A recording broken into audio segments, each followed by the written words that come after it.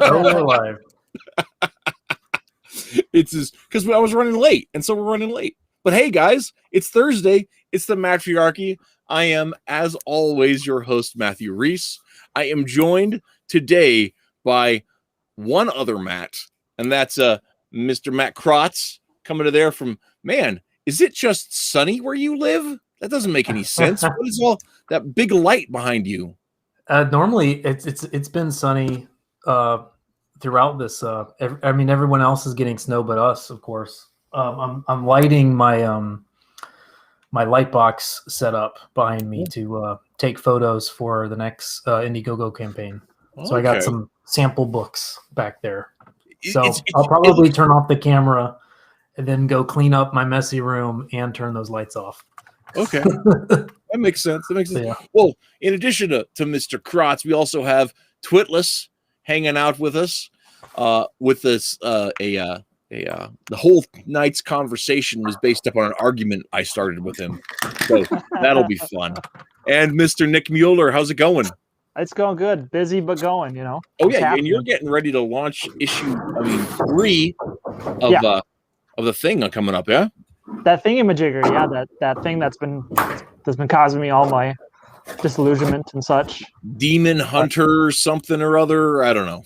Yeah, something about a guy fighting some demons. I think he's British. I don't remember. Blue skin. Who knows? Blue skin. I think he's based on he's Soul an Reaver. Oompa Loompa. Yeah. Oh gosh, yeah. The amount of times I've gotten that. Is that kid from Soul Reaver? Yeah, it is. and also he's gonna team up with a Battletoads. It's gonna be amazing. And you guys are actually gonna get a special announcement here. They missed it in the announcements yesterday, but Raven will be in the next Smash Brothers DLC package.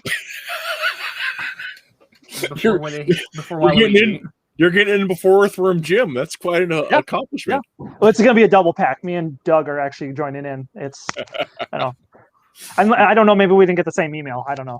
I'm always kind of weird. Who knows? I haven't spoken with Doug about Earthworm Jim in a little while. I have a question. Very busy. I have a question. What did you do to get punished to the corner there? Did you stay up too late? Me? Yeah. Oh, that's just my desk. It's my desk.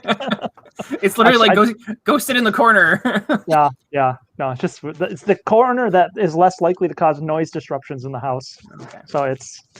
Is it a basement? It is. Yes. Yeah, it's where they store all the tomato sauce. That's over on that side. I moved the camera around this way. He has a whole wall of preserves. Yeah. The first time we streamed together, I was just like, "What are you streaming from? Like the storage unit of a farmer's market, like the pantry." It's the larder where you keep all of your canned goods. Yeah. You know. And a hanging honk of salted meat. You know. Well, there is a dead cow off to the corner, so you know. Yeah. I'm just kidding. Look, it is Wisconsin. You never know. It is Wisconsin. You never know. I mean, hey, it's a good thing to have a larder now that with all that winter weather. Yeah. Well, that's been 6 months for us already. So. Yeah. And like the beauty of it is, if it's in the cellar, you don't even have to worry about refrigeration or anything. You know, just the ground keeps it cold for you. Yeah. So, potato cellar. About it once in a while. Yeah. So. Actually, out here in Nebraska where I live, not anymore, right? But a generation ago, potato cellars were still like a thing. And so I've known several people who live in remodeled potato cellars. I mean, it's like basement apartments that used to be potato cellars, but they still have, you could tell what they were back in the day because of how it's been remodeled. And a lot of basement apartments around here used to be root cellars. So they come in a particular shape and size? Oh no! It's usually the trick with a potato cellar or root cellar is that it was intentionally unfinished, so the bottom of it was dirt floor. Oh, cool! Oh, so you're growing them in there? No, they wouldn't be grown in there. Just so it would get the temperature of the ground 6 feet down, and it was proto refrigeration. So you'd right. And so you'd get that cool temperature of 50 degrees year round, 40 to 50 degrees year round. And so that's where they keep root vegetables over winter so they wouldn't get sun on them and all that kind of stuff. Well, then when they were turned into apartments, they'd pour the floor on it or whatever, and they'd have, the stereotypical cellar door that you have you open up the side and you go on the side of the house. You know what I'm talking about? Yeah. Right. Where it's got like the angled thing, and you open it up, and a lot of those same kind of things. Actually part of this basement, I think, used to be a root cellar in my house, and then they dug it out and the whole works. It's got a wooden beam in the floor that runs along this supportive where I think the root cellar used to stop. And so it's got concrete on either side of it. But our supporting wall has a wooden beam on the foundation line. So anyway. Wonderful. Yeah. Nobody cares about that. I don't know why I'm going on about it. I got you on that line of logic, and now I think I'm the only one watching right now. So it could be. It could be. Well, let me go ahead. We'll go ahead and share it out here. Hey, look, one watching. That's certainly Matt. It's been a weird week for me, man. I've been and part of the weird thing too is, like, I don't know if you guys all have noticed, but my main Twitter, I pretty much killed it. And so that's been a unique experience of going to roughly a sixth of my audience previously. That's a topic. I'm surprised you didn't want to talk about that tonight. Like, what is the cost benefit, of Twitter? Man, I don't even know, man. That's a tough one. Yeah. So, but anyway, hang on. So I'm going to go ahead and share the link out here. Reese is live with people. Can I say, like, wait? No. There's a you do not have speaking privileges. They're revoked.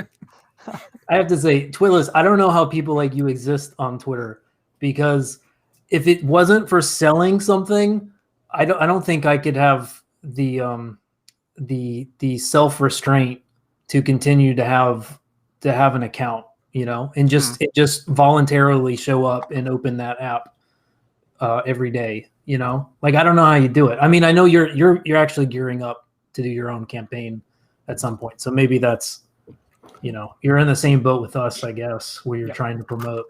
But that's the only reason, I feel like. So far I've been able to compartmentalize pretty hard. Mm-hmm. I have some very hard set rules of how I engage with Twitter. I treat Twitter as something to have fun with. Yeah. And so if I ever say something serious, I limit myself to one response tweet that is somewhat serious, and after that, everything else will be humor. So I like that. I don't get into the types of conversations people get into when they start, like, arguing over Twitter, because it's like winning the Special Olympics. There's no potential prize. But I still want to win it. Well, you go right ahead. Yeah, I guess if you treat the entire thing, like, if your whole meme, I mean, if your whole thread is just one giant meme, then I think it's pretty it's doable. You can keep your sanity and do that.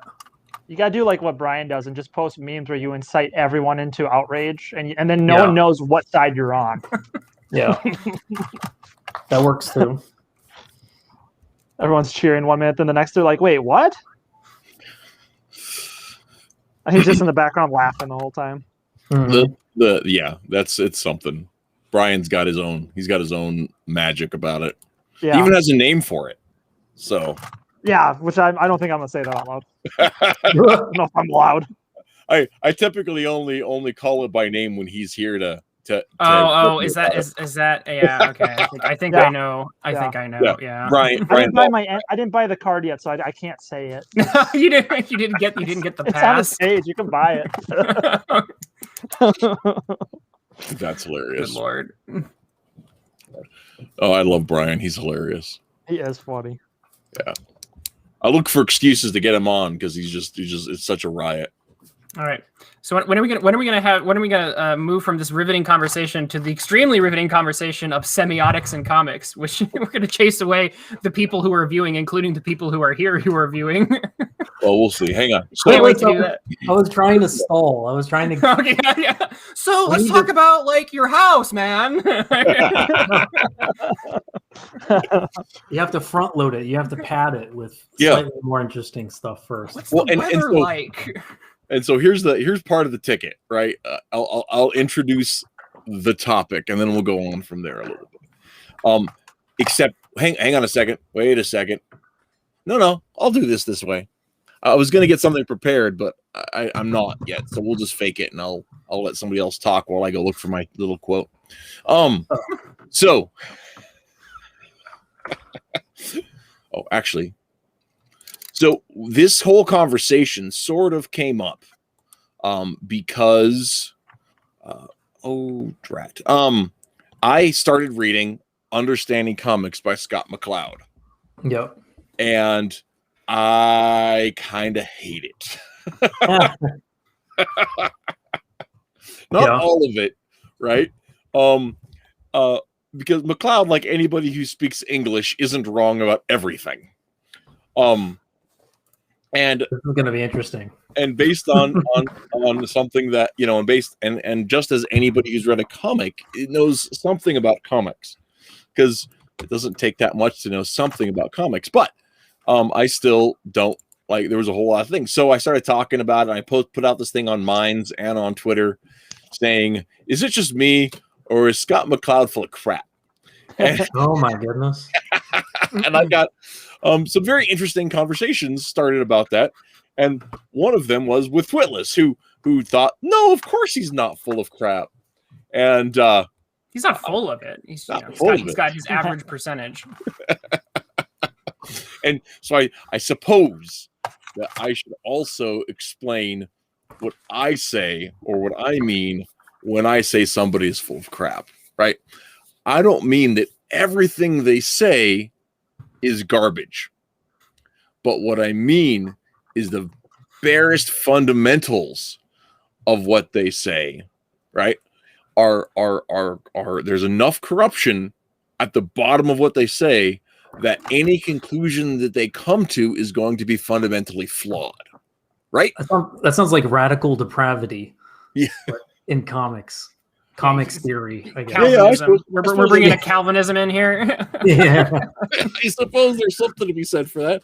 I'm not a Calvinist. Who's predestined to be right here then? Yeah. It's me.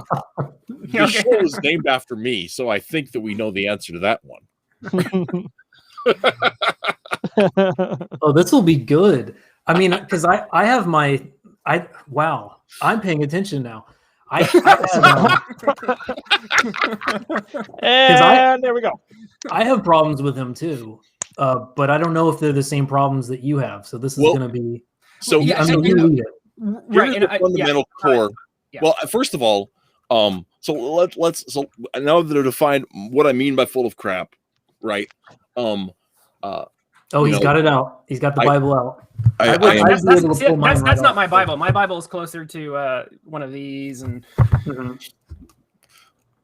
yeah.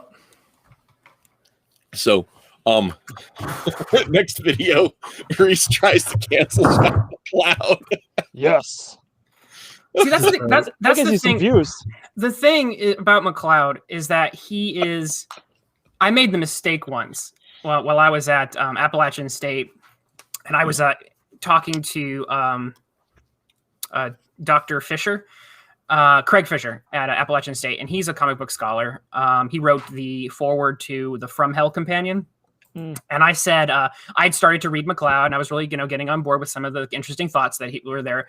And I was noticing how McCloud was respected, and I ended up dropping this no. I said, "Oh, McCloud's like, he's the be all end all of the comic book, forum conversation." And it was just he didn't even say I was wrong. Cricket. The worst thing that can happen is when your professor laughs at you. And chuckle, but he didn't even laugh. It was like a chuckle. It was like, "Oh, ha ha ha!" You poor little soul. And he's like, Scott McCloud isn't the end of the conversation. He's the beginning, you silly, sweet summer child. And then he then introduced me to like the real comic book scholars, like the French guys who wrote like, you know, and I was like, oh my gosh. And so, yeah. So it's just funny because I think it's because Scott McCloud is so accessible. He's very accessible, and that's a good thing. It's a good thing because, you know, some of those French and Belgian people who write yay books that are like so dense you read a paragraph and you need to take a nap, and it's just it's the opposite. It's inaccessible. So that's the reason why I shared that link with you, Reese, because it was between. You know, it was accessible, but it was still kind of getting into the other realms. The thing is that Scott McCloud gets, even in other fields, he gets a lot of clout. So like in picture book theory, in picture book circles, they'll cite him all the time whenever they want to cite a comic book scholar. Like they'll stop at him because it's like, well, Scott McCloud says this, and it's like, okay, well, you know, that's great, but like, remember, and here's the other thing: Scott McCloud admits himself. It's like the first like 10 or 15 pages. I think it's the first chapter. He says, "I expect this to be the beginning of the conversation." So even he admits, like, I'm not the be all end all here. He's just doing, you know, he's starting the conversation. He says, you know, especially from where he's starting it from. Because he's basically building off of Will Eisner, I think. And sort of. I mean, there's also some elements of his argument that fundamentally argue with like the primary premise of Eisner. But he's building off of the practitioner theorists, basically people who do the thing, who make comics, and then we're going to try to describe models for how comics work. And they're coming at it from an entirely different mindset than the academics, who basically are not, you know, in many cases, not practitioners. A few of them are. And they're coming at it from the purely academic side. And so, I'd like to pause for just a second to remind everybody that, you know, those who do, and those who can't teach. And I think that's important to remember. Well, the narrator. Hi guys, I'm a teacher. You may not know this, Reese, but the narrator character in his nonfiction books is his main character in his fiction books. So he is he's a practitioner, but I think he's better at theory than he is at art, frankly. But he's not even perfect at the theory. But yeah. So here is the soul. If I can get this thing to load up right, let me make sure I'm pulling the right thing here. Nope, that's not the right one. This is the heart of the fundamental issue that I have with McCloud so far. Right?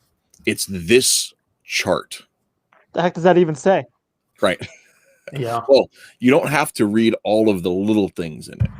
Right. Okay, so you probably want to. Yeah, that's the chart is pretty like notorious, but it's how he builds. He builds up to that chart. But yeah, right. Yeah. So the idea is that there are images that are like reality, right?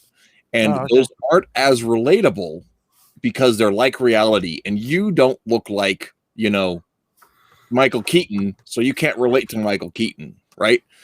But the more abstract it gets, the more relationship you can have with it, and everything as it gets, you know, more to this idea of what meaning is. So then there's the form of it and the meaning of it, and then when things are you know, then language is separated from visual meaning altogether. It's a complete abstraction.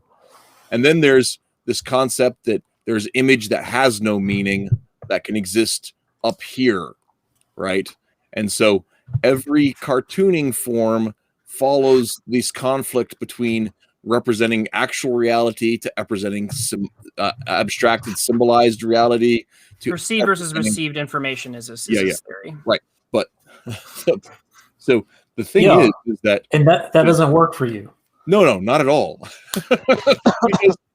Because when it comes to like information sciences, we only perceive abstraction. Like everything we know is abstracted. So you think you're seeing the universe as it exists? You're not. So McLeod, so if I could say, I think you might be misreading him a tad. However, you're not alone in noticing kind of what you're noticing. So I would like to return to Charles Hatfield, who is also a important comic book scholar. He just ended up publishing. I don't want to go too much on a tangent on this. Charles just published. I think it took him 7 years to publish a seminal comic book text, collecting an anthology of other comic book scholars. He posted it to the listserv I'm a member of, and someone pointed out and said, "It's a shame you don't have more women on this list." And then someone even misinterpreted a guy's name as a woman's name as a man. So the guy who was complaining didn't even get his complaint right, and then the whole thread went sideways. And this guy Charles Hatfield, who'd spent 7 years working on this book, was like having to almost apologize for the work he'd done. It was a disaster. Wow. Anyway, so poor Charles. That's first off what I have to say, because I was in that thread watching it happen, and it was just a tragedy. But he says, and this is something I think Reese will resonate with a bit. This is his chapter on art of tensions, and he says, let me see if I can find the quote. Comics, like other hybrid texts, collapse the word-image dichotomy. Visible language has the potential to be quite elaborate in appearance, forcing recognition of pictorial and material qualities that can be freighted with meaning, as in, for example, concrete poetry. Conversely, images can be simplified and codified to function as language. McLeod himself notes this, arguing for comic art in which word and image tend towards each other. This recognition renders McLeod's larger argument incoherent, as it belies his earlier distinction between perceived and received information. This distinction does not hold in any case, for as Perry Nodelman, he's one of the picture book theorists, points out, with regard to picture books, all visual images, even the most apparently representational ones, require a knowledge of learned competencies and cultural assumptions before they can be rightly understood. The point being made here is the fact that every piece of information you are receiving requires decoding. Perry Nodelman mentions this when he discusses the fact that you can hand photographs to people who've never seen photographs before, and you would assume that people would see a photograph of a banana and immediately point out and say, "Oh, that's a banana." But if you don't know what a photograph is, you actually have to train. You have to get a little training mentally in order to actually understand that it's a picture of a banana, especially if it's in black and white. Well, and especially like one of the things with it too is there's the concept when it comes to a literal photograph, a physical, the tangible thing you can touch. It's like, wait a second. There's the whole like, what am I seeing? Like this whole, if you've never been exposed to that kind of an image, like there's the what it means and what it is. Right.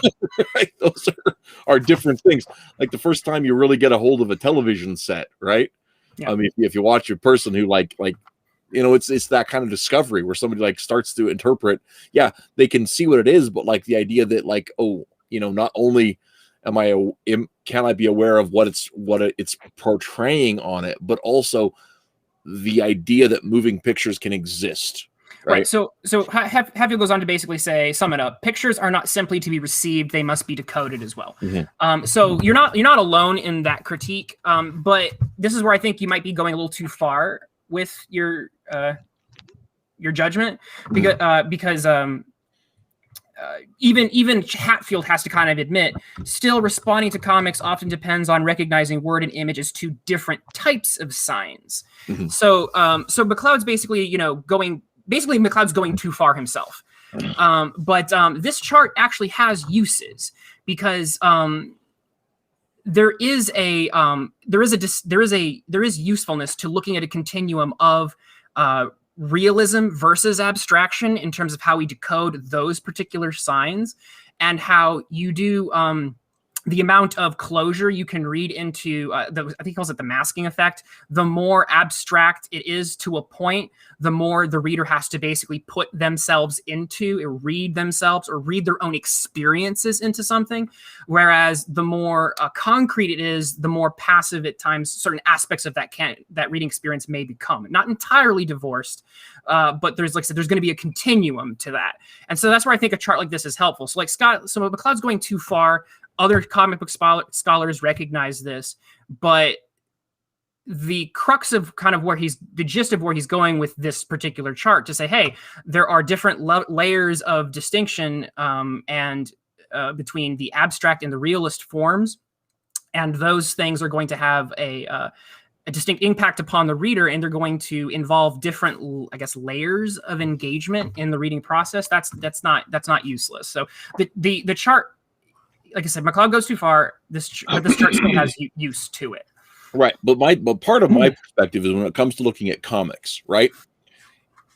If it's a photographic comic, right, isn't automatically less engaging than that's not what he's saying. Well, I know, but part of his assumption, right, is that the more like cartoony it is, the more impactful it is automatically, right? And it's more. No, that's not what he's saying. He's saying that. Well, I can pull up the screenshot of the quote where he directly says that if you want. Oh, go ahead. I mean, like, but again, I think that's misreading him a bit. Like, because the broader point he's making is the fact that when you have, because like he brings up the stick figure essentially, and he brings up the cheese, the Parmesan cheese thing. And he's basically saying, well, we see faces in these things because they're abstract. We have to basically pour ourselves into them. When he brings up the car example, he's basically saying that we see, because they're abstractions, we basically pour ourselves into it in interpretation. And we're going to be pouring more of ourselves into the interpretation. It doesn't mean that we're not interpreting a literal photograph, but he's basically saying that we're going to be pouring less of ourselves in a sense. And like I said, I think he has a point there. Like when you see a stick figure, you have to interpret that, which means you have to interpret your own experience of your livelihood in order to make sense and decode that pictograph. Whereas if I see a representational, like I said, just a picture, I don't have to pour as much of my own experience on a certain level into that reading.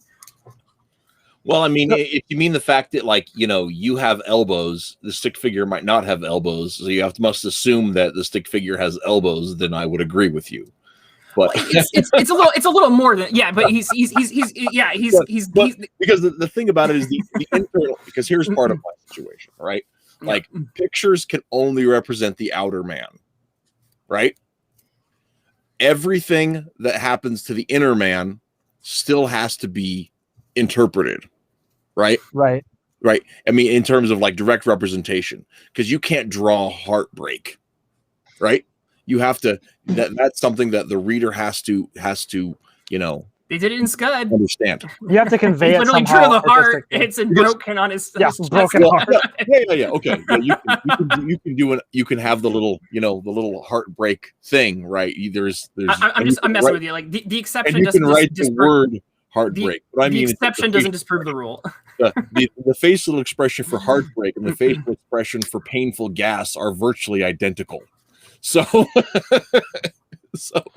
my question though is, what does he argue is the perfect representation though to represent it compared to what he's saying? Like so he sets this up, but does he, because it's been years since I've read this, does he give like what's the perfect example of what exemplifies this then, like in his own thought process, or is this just kind of a generalization of what he's thinking?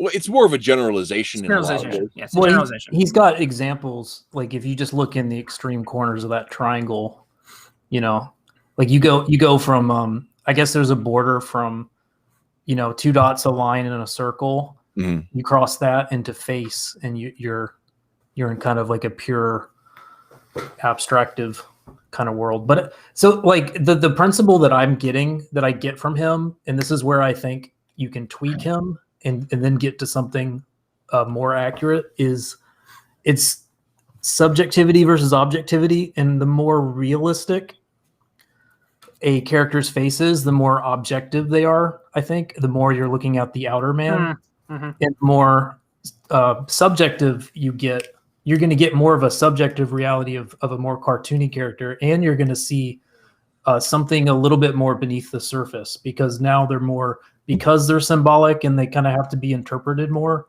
I think you're going to get more of an emotive character. I mean, it's why cartoons are so emotive. Right. And That's an excellent point. Yeah. And I'm sure you'd agree, Matt, that it doesn't mean that when you look at a picture, you don't get any emotional connection or that there's no emotional reading. It's just the fact that it works a little differently. See, Yeah, I don't like you're necessarily- looking when you see a realistic person, you're looking at an other, and when you see a cartoony person, it's easier to slip into seeing, to kind of fitting into that cartoony, like kind of seeing the world through their eyes, like Bone. You see Bone in the almost the extreme far right of that, from the reality to meaning spectrum, and he's interacting with characters that are meant to be more other and more objective, like pretty ladies and monsters, and those are more realistic. But the subjective characters, the characters that are just meant to be walking, talking personalities, like they're going to be, like little squishy pieces of marshmallow, like, and that works. And again, like, he's also wrong, I think, by treating this like a science. And what he's really doing is documenting a tradition. But I think the tradition works well. It's not. It can be done differently, but and you see it in the Franco-Belgian stuff too. Well, I don't know about the scholarly stuff, but I just, like, if you pick up a like a Tintin or a Ergay, or Asterisks or whatever. yeah, Right. like you pick up Asterix and you're going to see a lot of bit characters that are playing a particular role, and they're there. They just exist as an antagonist to the main characters, and they're going to be a lot more realistic because they're being objectified for a particular purpose. And then the characters that, the more heroic and the more persistent they are through the story, the more cartoony they get. I think that's part of this same logic being played out. I don't think it's universal, but it's. I'm not. Yeah, I guess that's the universality is part of my take on it, because I don't necessarily think that it can't be used that way. Obviously, examples exist of it that it can be used that way, but Fly Fox Pro, I've been summoned. Did someone mention Tintin? Not yet. Or did you? I said yeah. We mentioned Tintin and Ergay. Yeah. Yeah, Ergay. That's right. I'm sorry. So Tintin was mentioned. Never mind. Matt mentioned Tintin, I think. Yeah. Yeah. Well, I remember Ergay, but I didn't click on Tintin. But I was thinking of something else. Anyway, my point though is that while that certainly can be used that way, in the same way that you can use realistic backgrounds to reinforce the cartooniness of your main characters, right? But at the same way, right? Film is demonstrable, right? I mean, like, it's the same thing. I mean, like, there's nothing more realistic than the thing itself, and if you're using the thing itself as the thing that's representing, right? Then That's a good counterpoint. Movies. I mean, animated movies are not more meaningful just because they're cartoons, and they're not easy to be meaningful than live action film is. Yeah, what's going on there? Again, I think you're going just a little too far with the criticism. It's again, McLeod's not saying we don't get any meaning of this, or that we even get less meaning. He's implying that we're going to be reading it differently.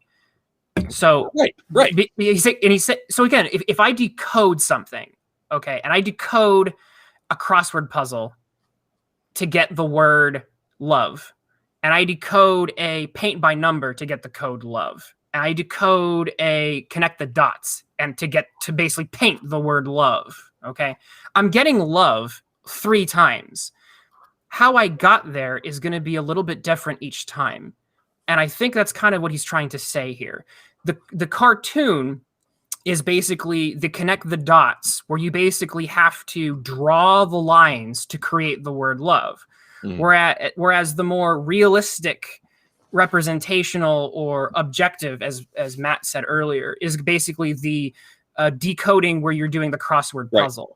You're still getting flavors and shades. You're still getting to the word love. You're still decoding love, but the experience is going to be a little bit different, and how you pour yourself into each experience is going to be slightly different. Right. And that's the point he's getting at. The reason we can connect the dots, and here's part of the other thing of it, and he actually goes on to mention this in chapter 2, talking about that whole thing, is that we see faces in everything, right? We see faces in spills of coffee. We see faces and it's instantaneous. That's our connection to these things. It's instant. Well, yeah, because we don't have to try. We're hard coded to find human faces in things. It's not even difficult to do that. So the idea that like, oh, it takes an extra amount of work to do X, Y, and Z.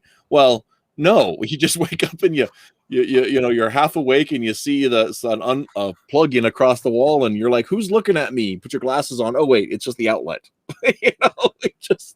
So is he mostly talking about finding something relatable in the things that you're looking at? But that's part of my thing is because we're so wired to relate to things. Yeah. I think but that, see, I think that like, in terms of like saying, well, I do think there's some real validity to the question of why are we so relatable, right? Why do we strive for relationship? Why do we strive to have associations? Why do we emotionally get invested in things like this, right? I want to say that the whole entire theory is kind of flawed because that also then negates the idea of universal truths, that we all experience the same things, that just relatability be based upon a cartoonish face also negates the idea that like maybe we've all experienced the similar things, and even though we may not all talk the same, look the same, I don't understand his idea that something has to look cartoony for us to put ourselves into that or to start feeling connected to it. Like, well, and it doesn't. And once again, I don't want to overstate his argument. It's not that he said you have to. Right. It's just said I'm saying it lends itself to that. It lends itself more easily to, and I kind of see his point. I think it does lend itself. If you've never watched a movie before, I'd say sure. I think though that's the common relatability though of like hitting something on an emotional level. Like me and Matt may not have the same relatable issues, but maybe something that maybe we can both connect on. Because like you're bringing up the movie thing, and I think that's perfect, is that I don't think it's just a face we can relate to, because then that's just representation in some form. Well, and here's the other part of like the underlying issue that I have with this sort of stuff. If you take that concept of relatability and then up how deep you want to go with it. So can you not relate to the struggles of your protagonist if you're of a different ethnicity, or if they're of a different tribe than you, or how does it work? How far does it go if you stretch that idea? And I just I don't think that relatability relates to the transmission of it. I think you're enjoying you. I think you found a bone and you're sinking your teeth into it and you're enjoying it so much that you're not gonna let go of the idea that this might not be Scott McCloud's point in particular. I know he wrote reality and meaning at the bottom, and those are dumb words for this, which is why I say objectivity and subjectivity. I think those are better. I think you're right. that's what he meant. Or there's probably many ways to say it. But he's saying realism, you can relate to someone else if they're realistic. You can relate to yourself if they're drawn symbolically. I think it's just a simpler blank slate to which you can mirror and project your own personality onto, because there's less barriers to projecting yourself. Right, and it lends itself to that. It doesn't mean that it prohibits it in the other case. It very naturally lends itself to that. You can obviously work in other directions. And like I said, I know McCloud believes that, because like I said, he works in the medium, and he definitely does plenty of I think it's The Sculptor is his supposed magnum opus. He definitely, pretty sure he runs with some photo realism in that, or near photo. He's definitely playing more on the realist side. So he's clearly not just being like, I like cartoons better. Like that's not his point. So let me read this one thing that I want to come to on here, because this boils down so much of my problem with all of this, right? Comics deal with two fundamental communicating devices: words and images. Admittedly, This is an arbitrary separation. But since in the modern world of communication, they are treated as independent disciplines, it seems valid. Actually, they are derivatives of a single origin, and in the skillful employment of words and images lies the expressive potential of the medium. That's Will Eisner in Comics and Sequential Art. Okay, that's good. I like that. Right, and that's part of my issue with this division, right? Is that we interpret it's the mental processes of decoding everything we know, right? Follows along those same lines, whether it's auditory, whether it is visual, whether it is tactile. We all break it down into nerve impulses and reinterpret that through the filter of our own experience to base that on understanding. And while I do think that there are tools that are useful for leading the audience along, I think making such a definitive separation between them are utilitarian, but not like actual definition of the way we think. So now I get to bring, that's a perfect segue for me to bring up one of those French guys I was talking about. I'm going to chase away the final two viewers as I bring up Terry Gronstein. Terry Gronstein has a chapter called literally The Impossible Definition in his seminal work called The System of Comics. And he breaks down comics so much that he's basically doing a morphological study. He's breaking them down in their graphemes. He's like, these are the basic units of comics, and then building on that. But even Gronstein basically says, this is going to be something that's going to be impossible to nail down exactly. He gives it his best shot, which I thought was very interesting. And he basically says that it's like when he takes a crack at it, he nails this concept called iconic solidarity. And it's basically this. Let's see here. The relationship between these images admits several degrees and combines several operations, which I will distinguish later in like 200 pages. But their common denominator, and therefore the central element of comics, the first criteria in the foundational order, is iconic solidarity. I define this as interdependent images that, participating in a series, present the double characteristics of being separated. This specification dismisses unique enclosed images within a profusion of patterns or anecdotes, and which are plastically and semantically overdetermined by the fact of their coexistence in presentia.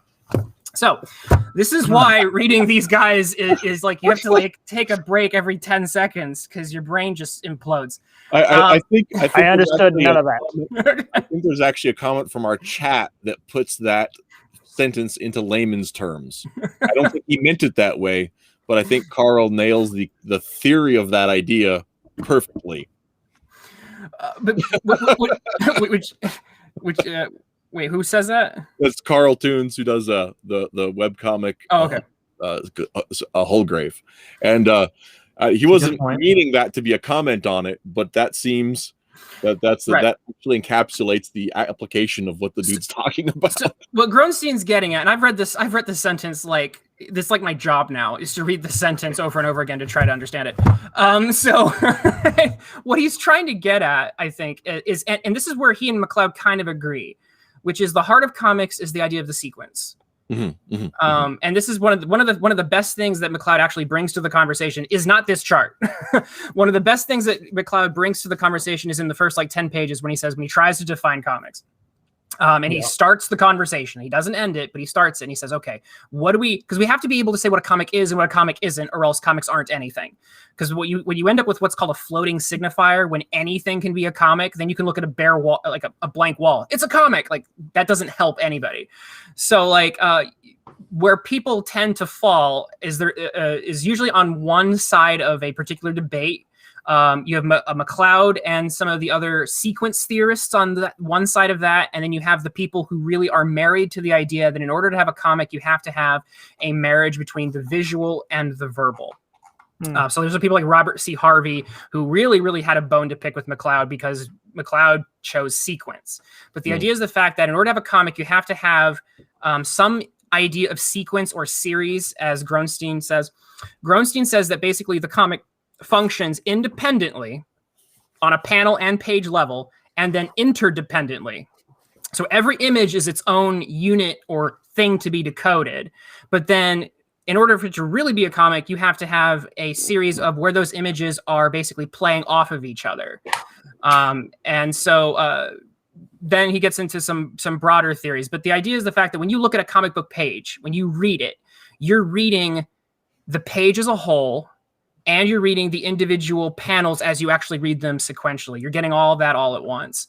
And the images are, like I said, they're interdependent. They depend on each other, both forwards and backwards, in order for you to fully decode and get the meaning of that. And so that's where a lot of the semiotic comic theorists tend to fall. They basically focus on those relationships.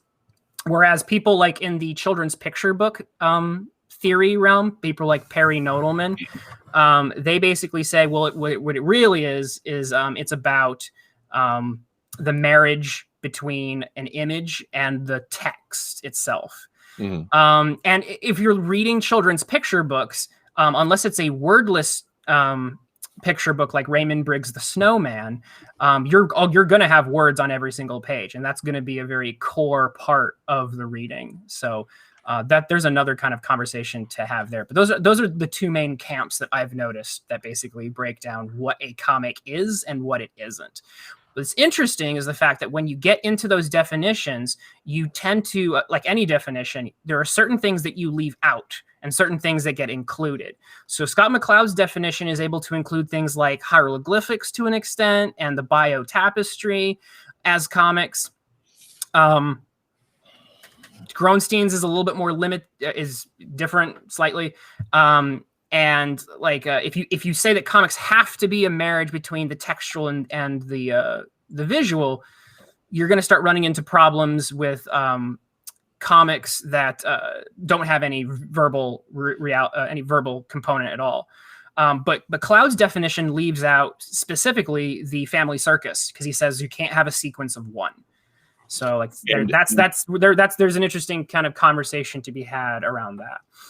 And see, and that's one of the issues that I would take, because you can have a sequence of one, because one word sentences exist, right? So yes. So if you say yeah or hello, right? English and other languages too are capable of getting subject predicate by implication, right? We have a flexibility in the way we use address. And one of the things I went down and got my copy of the Addams Family Evolution here, right? Because Charles Addams was a genius, and other newspaper strips too. But Charles Addams specifically was a genius of telling a story with a single image, where it implies the beginning and implies the definite ending to it, right? Sometimes That's hard to do. Pictures, it is hard to do, but Charles Addams was really good at it. Gary Larson with The Far Side was really good at it, right? Where the necessary consequences of the actions that have been implied and shown are there on the page, right?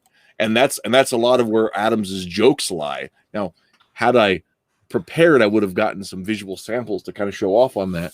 But yeah. I also just picked this up and I'm really tickled with it. So there you have it. I'm showing off. But yeah. I would argue there's a difference between narrative and sequence. I think there is a difference between them. I think it's interesting where you draw the line between the definition of comics. Scott McCloud basically says that there is he creates his own subordinate definition. He says those are cartoons. And again, I'm not exactly sure where I fall on that. I would say, though, again, because I tend to fall into more of Gronstein's camp, which is the interdependent iconic solidarity being the heart of the comics language. Because he specifically, that's where the whole semiotics kind of comes into it. We lost Matt. We bored Matt to tears. Is that? Oh, he's back. Is he back? I don't know. Okay. Who's crashing? Yeah. So he. What's going on?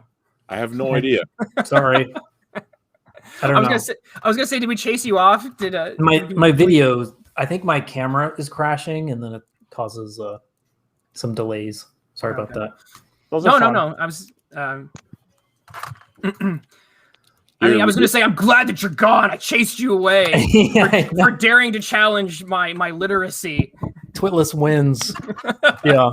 Well, I'm trying to remember. I don't remember Scott McCloud talking a lot about the he's super for 3 books straight. He's very interested in what happens between the panels and the sequence of the panels, but I can't remember him pulling that component together that you were talking about, where you're also reading it overall. You're seeing the entire page all at once. You're seeing it backwards to forwards. You're trying to interpret it spatially, and then zoom down into that time factor that he loves so much. And here's the issue. Here's part of the issue that I come to it. Like in understanding comics, McCloud spends a whole chapter talking about the importance of the gutter, right? Mm-hmm.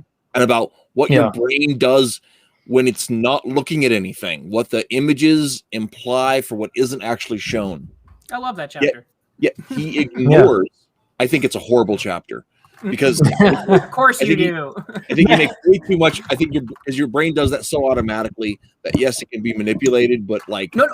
Okay, I have to hold you. I have to hold your feet to the fire here. Okay. Because you made the point that you were disagreeing with McCloud. Right. You're being a little inconsistent here. I'm going to point this out. It's not that he's wrong. It's that it's not worth a chapter. No, I disagree. Because if we go with your assumption that these images need to be decoded, he's spending a chapter discussing the decoding. And it's and again, the whole point here is the fact that if you hand a photograph to someone who doesn't read comics, you hand a photograph to someone who has no idea what a photograph is, they don't know what they're interpreting. What McCloud's whole purpose here is to kind of describe what that active interpretation is. Okay. So of course, and it's not automatic. Yeah. Right. Exactly. Like when I was a child and I first picked up comics, I had no idea. Like if you have your memories, and it's always precious to have those memories of when you were a child and you first picked up a book, because I loved the pictures, but I had no clue how to decode any of it. It was just haphazard, especially in 90s comics where the panels don't read like air gay left to right. It's just I have no understanding of that concept at all. I don't know.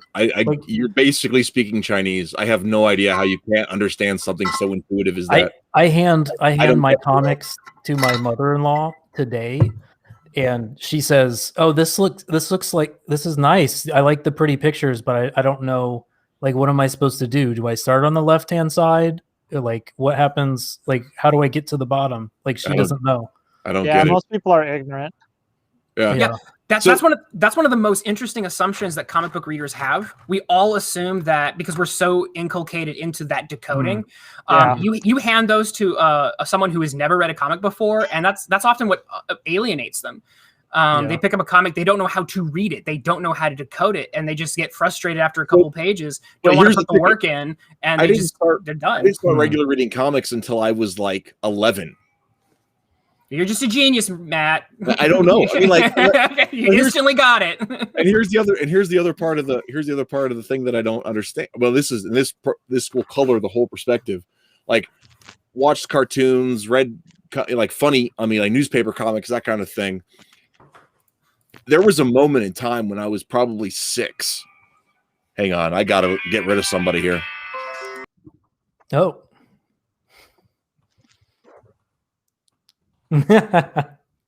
Never call me when I'm on stream. I am busy right now. That's fucking semiotics and comics, man. That's actually what I got told. I could tell. So, yeah. Anyway, point being, there was a moment when I was 6 or 7 where I actually looked at my hand and was stunned to realize that I didn't come with contour lines. That human beings don't have contour lines. That was a revelation to me that I didn't understand that. But I wasn't like I just, you know, read the Sunday Funnies sometimes, whatever, but for whatever reason, like the knowledge that we had a border that defined the end of our person was connected to me to the idea of contour lines and cartoons and cartooning and stuff. So maybe I was just like, I have a comic reader's brain without, you know, whatever, I don't know. But well, I can't remember a time when I didn't know how to speak English, you know, but yeah. I'm pretty sure I had to learn that. Yeah. I think the real reason is because is Reese is so old he forgot when he didn't know. I think that's what it is. Yeah, I don't know. It was just one of those things where like I don't, and like once again, the idea that somebody was, unless it's a poorly laid out thing, I think that there are ways of because if you've read a book, you can figure out, you know, right, left to right. It's pretty straightforward. No, well, okay, so here's some exceptions to that. What if there's a character, like there are language rules, and there are, like any rule, there are exceptions to those rules, and those exceptions don't disprove them. But and by rules I mean, like, this isn't a science, it is an art, but these things they tend to work out pretty well. Like if you've got a character on the right hand side of a panel speaking first, and then a character on the left hand side of the panel speaking second, you know, which I tend to try to avoid anyway, because I haven't learned this language rule very well yet. But I always try to start with, you know, the person on the left. But if you're going to do that, there's a specific way you need to have the speech bubbles be so that people can still pick up on who is speaking first, you know. Like these things, they're not intuitive. Right. I mean, that's one of those things where I think that you know, poorly lettered comic where they don't use the speech balloons well. You know, that makes the reader read and reread and reshuffle around what makes the conversation make sense. And as long as you've spoken with a human being, you can do that, right? So there are ways of, but that still follows along with, are you meeting the rules of the language effectively, right? Because the language has those rules. It's not gonna necessarily be the same if you're trying to write a conversation, or if a conversation is written in one language versus another, right? So that was sort of a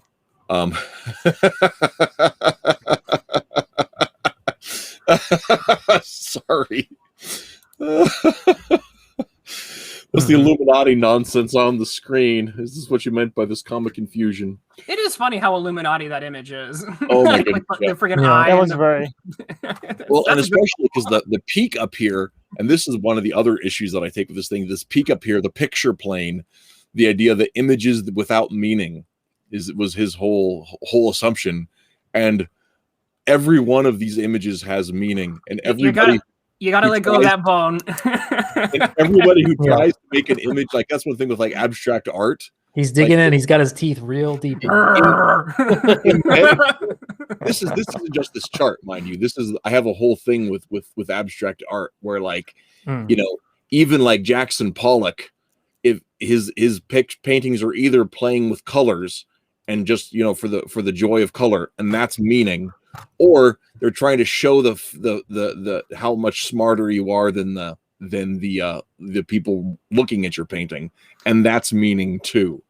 So if you want a guy who talks about comics and abstract, I know a guy. I showed I think I showed it on a stream once. It was Andre Molyneux, and he does some very interesting writings about how Steve Ditko did some abstract ideas to move readers narratively through stories and through pages. I love some of that. It was cool stuff. And that one has more to do with like the way that, I mean, from the piece you shared, a lot of it has to do with the way that we use arcs to to drive action. Yep. And I wouldn't necessarily consider that to be abstraction, like in terms of like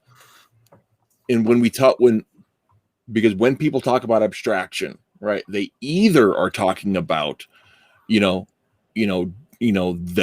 decoding meaning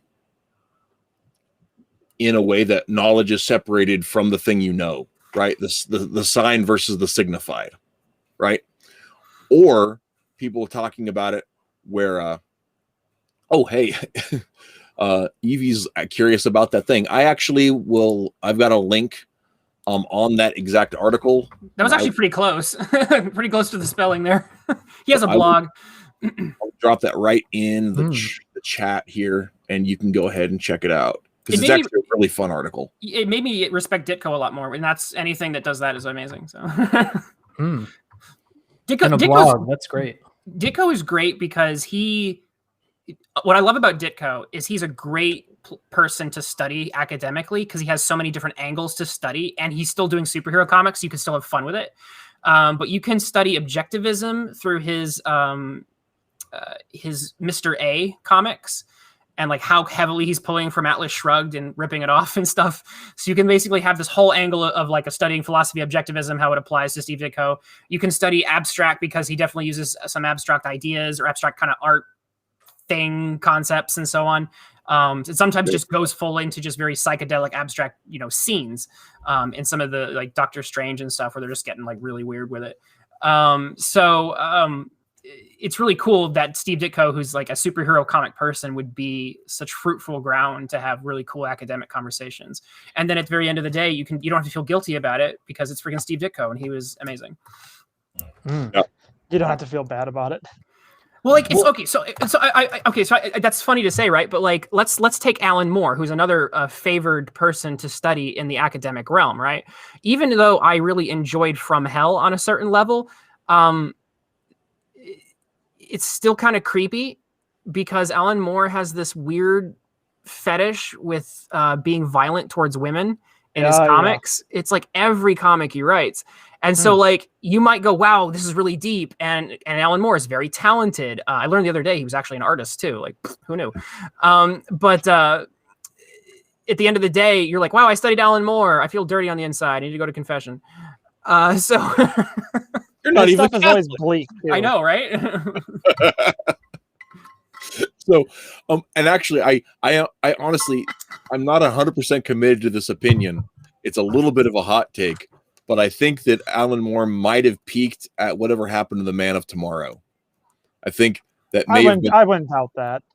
I think that might have been his last good, actually truly good work. From Hell is really good on many artistic. From Hell is really. I'm not saying you're going to. It's an enjoyable read, but From Hell is like. This is like wow. This. I had to respect it. It was like, yeah, this is respectable. There's a part of me that hates some of what's going on.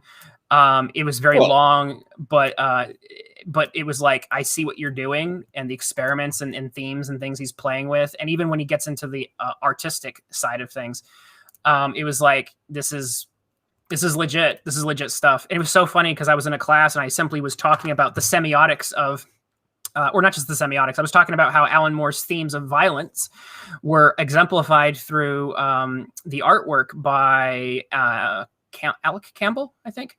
And so like, it's a story about Jack the Ripper and a story about Jack the Ripper marries so well with the artistic style of the very rough hatched lines that It's Eddie Campbell. So like even the panel borders are rough and scratchy and they look like it's almost like little cuts. And so when you get into some of the scenes where Jack the Ripper is just cutting people to pieces and you have these heavily hatched scenes with cross hatching, like I said, all of these, the artistic, the thematic, this narrative, it's all kind of like coming together. And I was just noticing that artistically. And a girl in my class just like had a meltdown. And she was just like, are you going to talk about how Alan Moore's work is harmful to women? And I was just like, I'm talking about the artistic techniques on the page. If you want to say Alan Moore's a creep, I'm not going to argue with you, but I'm not having that conversation. She was just upset. So, yeah. Sorry, what were we talking about? I actually, I haven't read From Hell, but there was a time in my life where I was a really big fan of the League of Extraordinary Gentlemen. And that was one of those things that kind of got reevaluated, because I've told you guys about. I think I've told at least Twitless and Matt Kratz about this. I can't remember if Nick was there or not. I don't think I've heard it. No. But a few years ago, I had a buddy who wrote a review of The Killing Joke, and he decided that it was very anti-woman, and I went back and I just didn't feel right. And I went back and read it. And I'm like, it's not anti-woman, it's anti-human, right? Yeah. There's only one character in it, and he's a creep. And everyone else just exists to justify that guy being a creep. Although even he admits he wished he never wrote that story. He says it's his absolute worst work. So which is fine. But Yeah. it made me reevaluate like everything that was like visionary comics from from like 86 on, right? There have been all of these books that I had read in my early 20s, and I had really dug my teeth into, and like, oh, this is just great stuff, and this is comics becoming literature.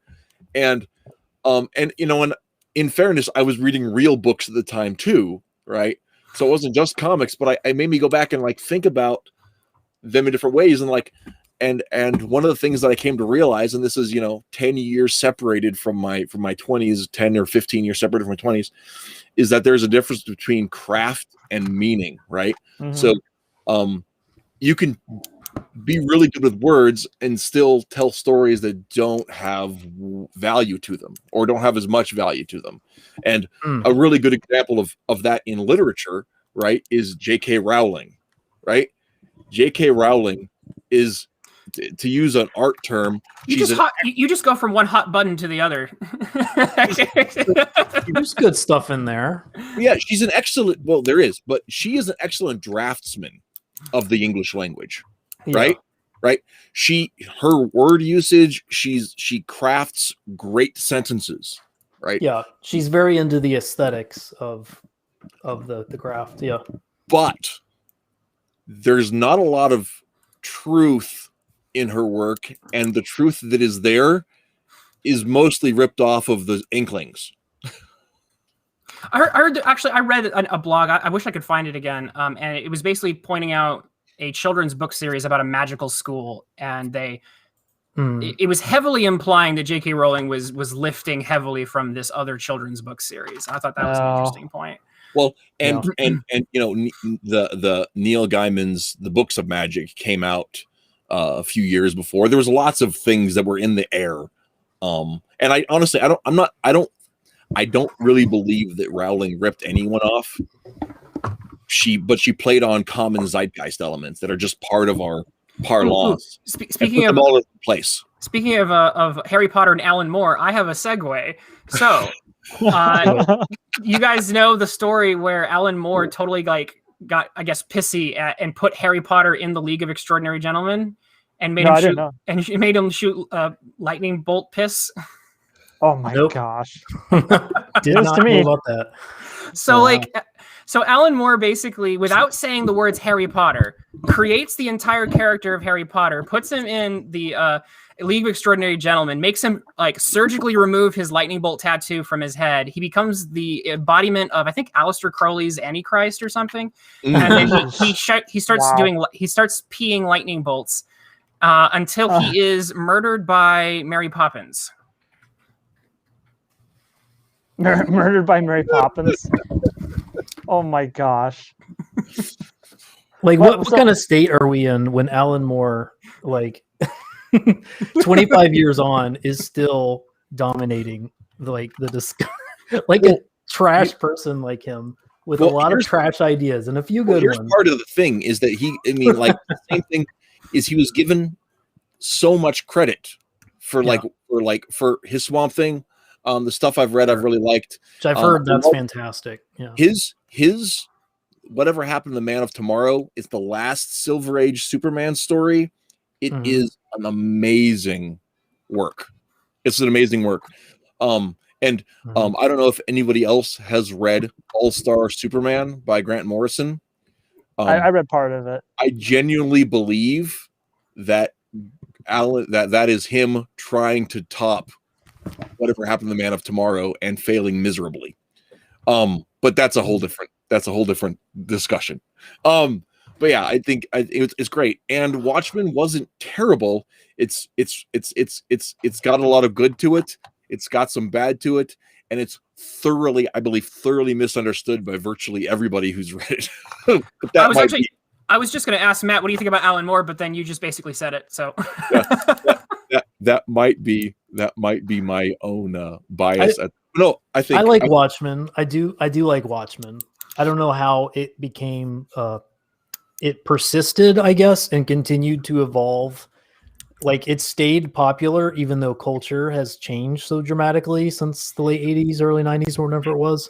Part of the reason because of the story that what it represents and its anti sort of establishment sort of thought process. I mean, that's huge now, even. And everybody, and that's part true. of the reason it stayed popular is that comic writers have been just trying to make their Watchmen and just aping Watchmen ever since. Yeah. Yeah, It's just which been you can't deconstruction after deconstruction, forever. You can't deconstruct the deconstruction. So there's one thing about Watchmen is, and I believe Alan Moore said this in interviews. He said it was his logical interpretation of superheroes married to a type of realism. If Batman were real, what would he be like in a realistic kind of a world? And so basically, and that's why. And this also happens with Miracle Man and happens with V for Vendetta. But basically, Alan Moore can't, in Alan Moore's mind, and people could probably debate as to what degree this is true or not. But the idea that you would have godlike powers and not basically use them to completely revolutionize the world is something he really like. That's what he always defaults to. So when Miracle Man gets his powers at the very end of the story, like he's completely changed the way planet Earth works. And when he kind of puts these characters, in Watchmen, Dr. Manhattan becomes basically a kind of god and basically, I don't know, checks out of Earth. And all the other characters basically use their power in very self-serving or destructive ways. But they all basically, most of them try to revolutionize the world. I think Dr. Manhattan actually is kind of a small exception to that because he kind of and one of the things you have there is you've got Voight. What's Adrian Veidt? Ozymandias, right? Oh yeah. Who tries to rule the world, and you've got Owlman and the Silk Spectre who don't think they can stop him. And then you have Rorschach, who's the only, and this is so funny because Alan Moore had such a distaste for Ditko and really wanted to make the Question so evil, but he's the only one with any honor in the entire storyline. That altruistic sort of nature, though. That experiment backfired so hard, and I love it because it demonstrates. Try to take a piss. It's like I'm going to take a piss on Ditko, and Ditko's like Ghost is like nope. And actually, he wasn't even dead at the time.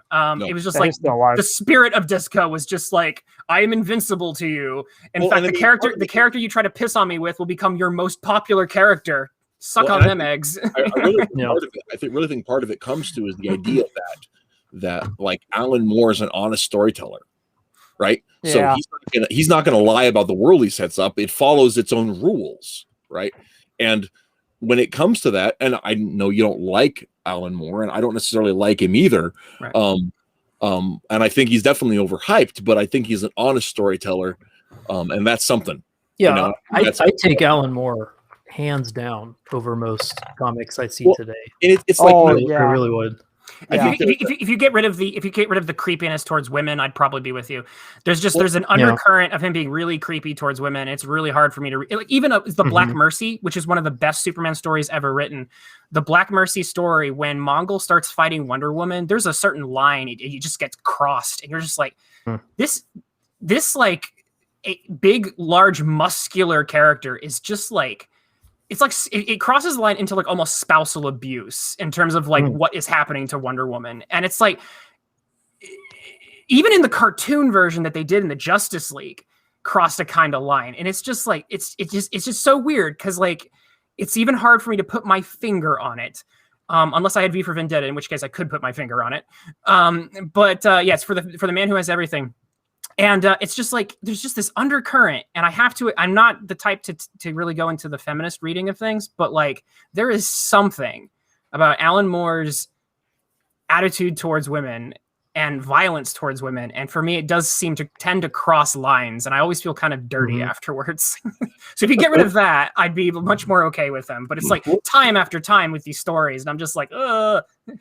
What about his didn't his late career is pretty pornographic, isn't it? Like Lost Girls and stuff. Yeah, Lost Girls. I've not read Lost Girls. Even the Black Dossier is like, it crosses some serious lines on all of that. Like, I just wonder if it comes out if whatever he's frustrated with, he's exploring more directly in that maybe or something. Yeah, I don't know. Well, and I'm not sure actually... because like Nick has a thought. He hasn't said anything in like 10 minutes. Yeah.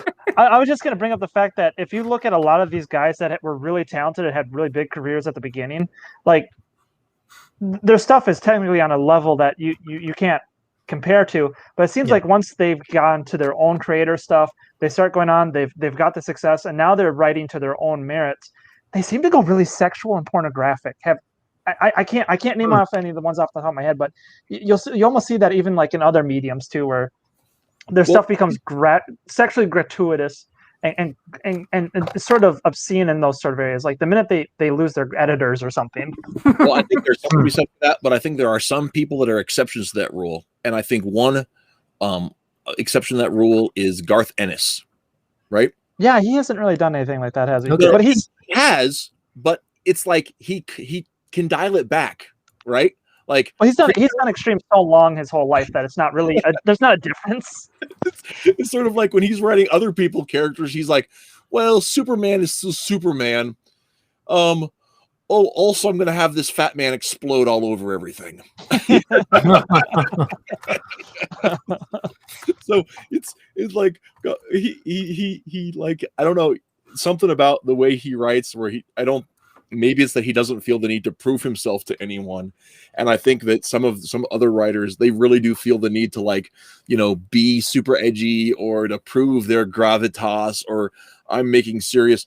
I just recently read the first volume of Saga, right? Mm-hmm. And I didn't hate it, but in the beginning of the book, there is so much swearing that it's like Vaughn was trying to hammer home that this was a serious book and it wasn't for kids. It's rated R, kids. So I'm going to say the F word as many times as I can. It's like freaking Deadpool, the movie. It was like, we get it. You can say the F word. Woo. So edgy. Oh my God. I think I could have used a few more swear words, actually. Oh, really? With the swear words, then maybe. Yeah. But come on.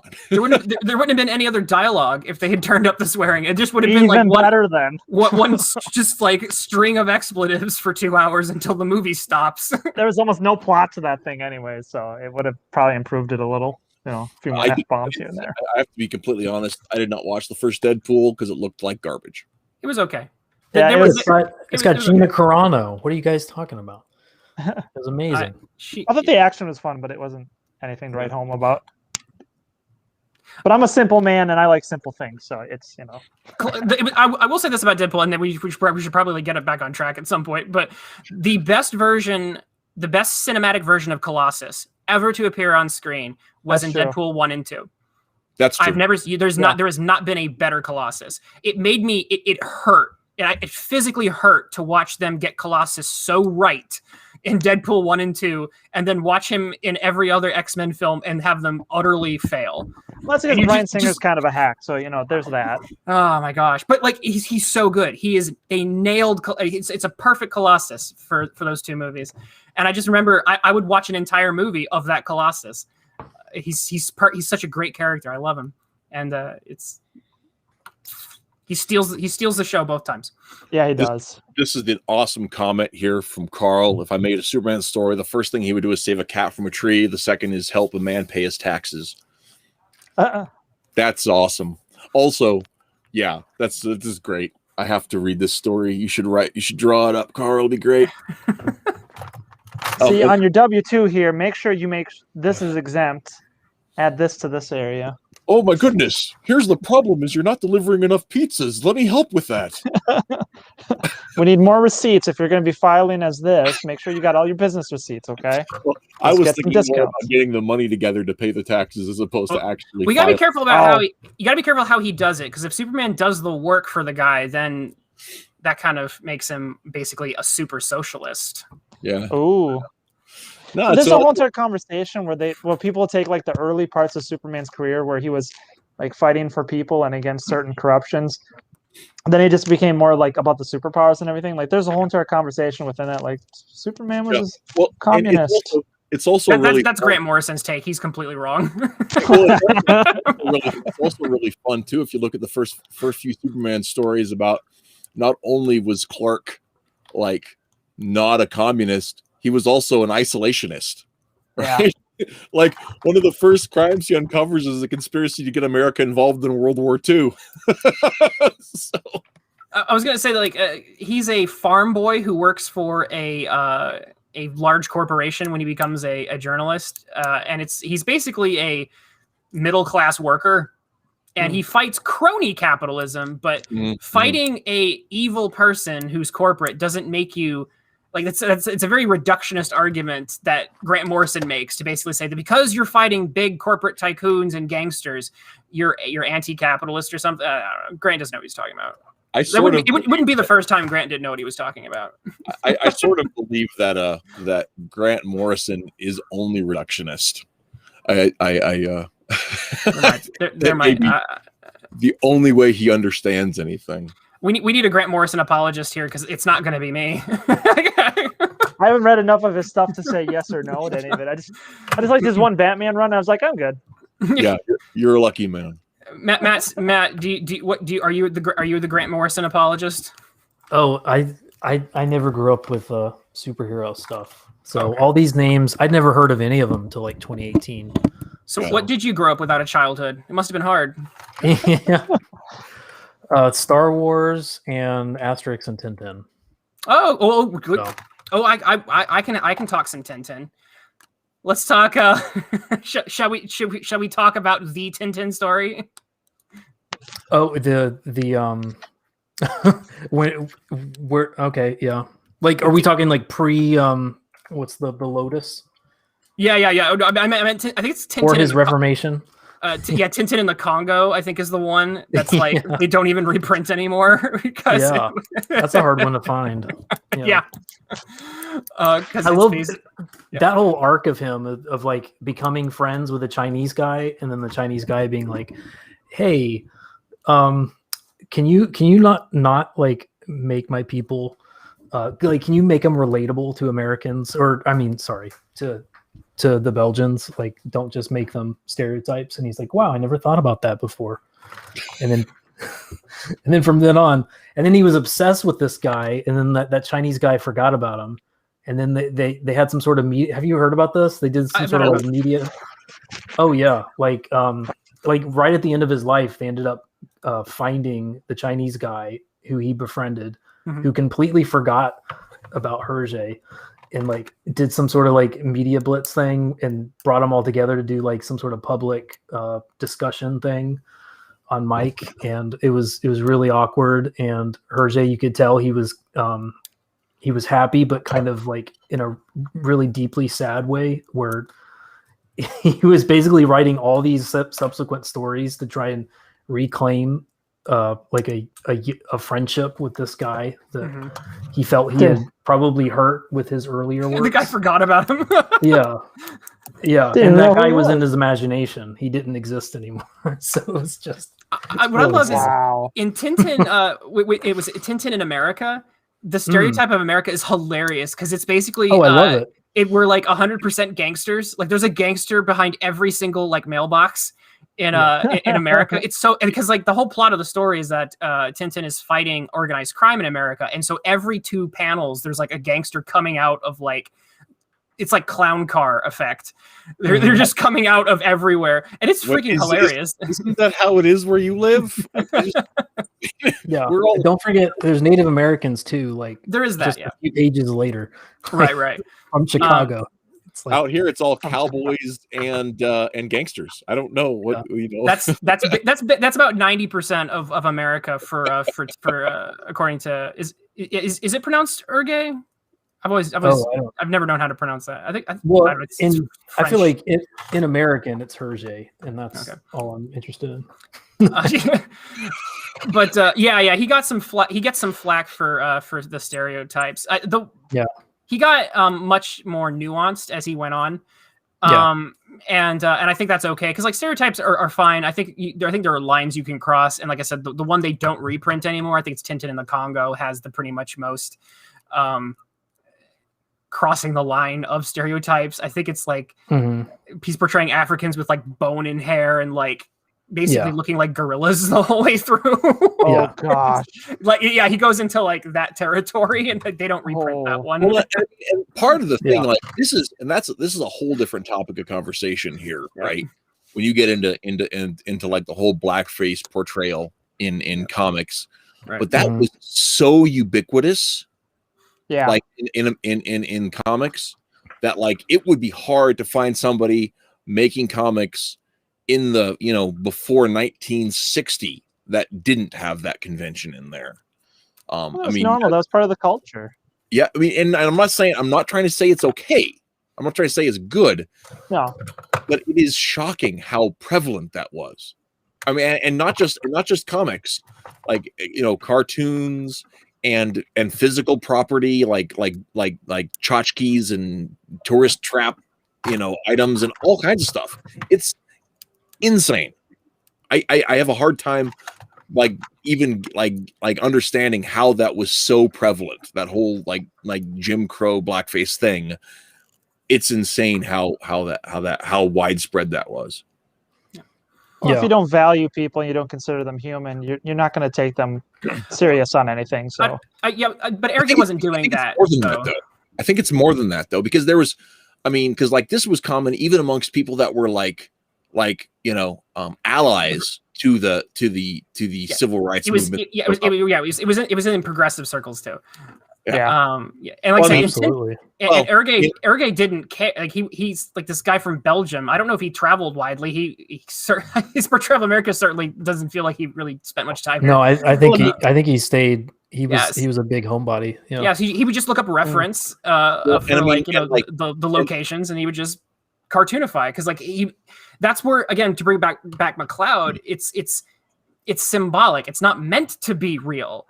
And that's this is where I'll defend it a little bit, because there's this notion that people read the symbolic as Matt said so well, thank you. They read the subjective as objective, and that is a huge mistake. And it kills art, because if something can't be subjective, it can't be caricaturized without being deemed offensive. Things can't be exaggerated, then everything has to be a photograph. And that's what we're seeing. We're seeing movements in the arts that are basically, trying to steer things that way. And it's like, you draw a woman, you draw a man, and someone's like, well, you're portraying that in a harmful way. You're harming people because it doesn't conform to my version of reality. And it's like, I think there's a difference between, I think there's a caricature and because I do think that there is an observable difference between caricature that is meant to either for humor or for accentuation, and caricature that is demeaning. But that's motivism, though. You're reading motives. Well, I know. I would agree that there is that's part of the discussion that we should have been having, right? And I think that really good example, right? And actually, I think going.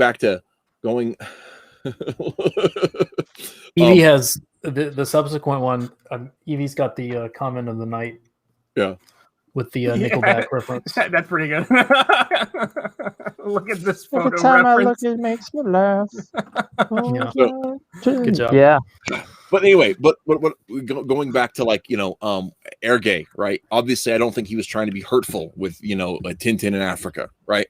And some of his photo reference and cartoon reference was probably, I don't know for certain, but I would bet money that it would have been influenced by the Yellow Kid, right? The Yellow Kid comics were being sent around Europe as they were trying to get them in syndication over there in the early 20th century. Sorry, I got my centuries mixed up for a second. In the early 20th century, and they didn't really catch on, but they did leave an imprint in comics at the time. And so some of those blackface archetypes would have been part of that that push, that media push that was going on. And it's not just about blackface, because like I said, because in Tintin, he stereotyped everyone. That's the point I'm trying to make.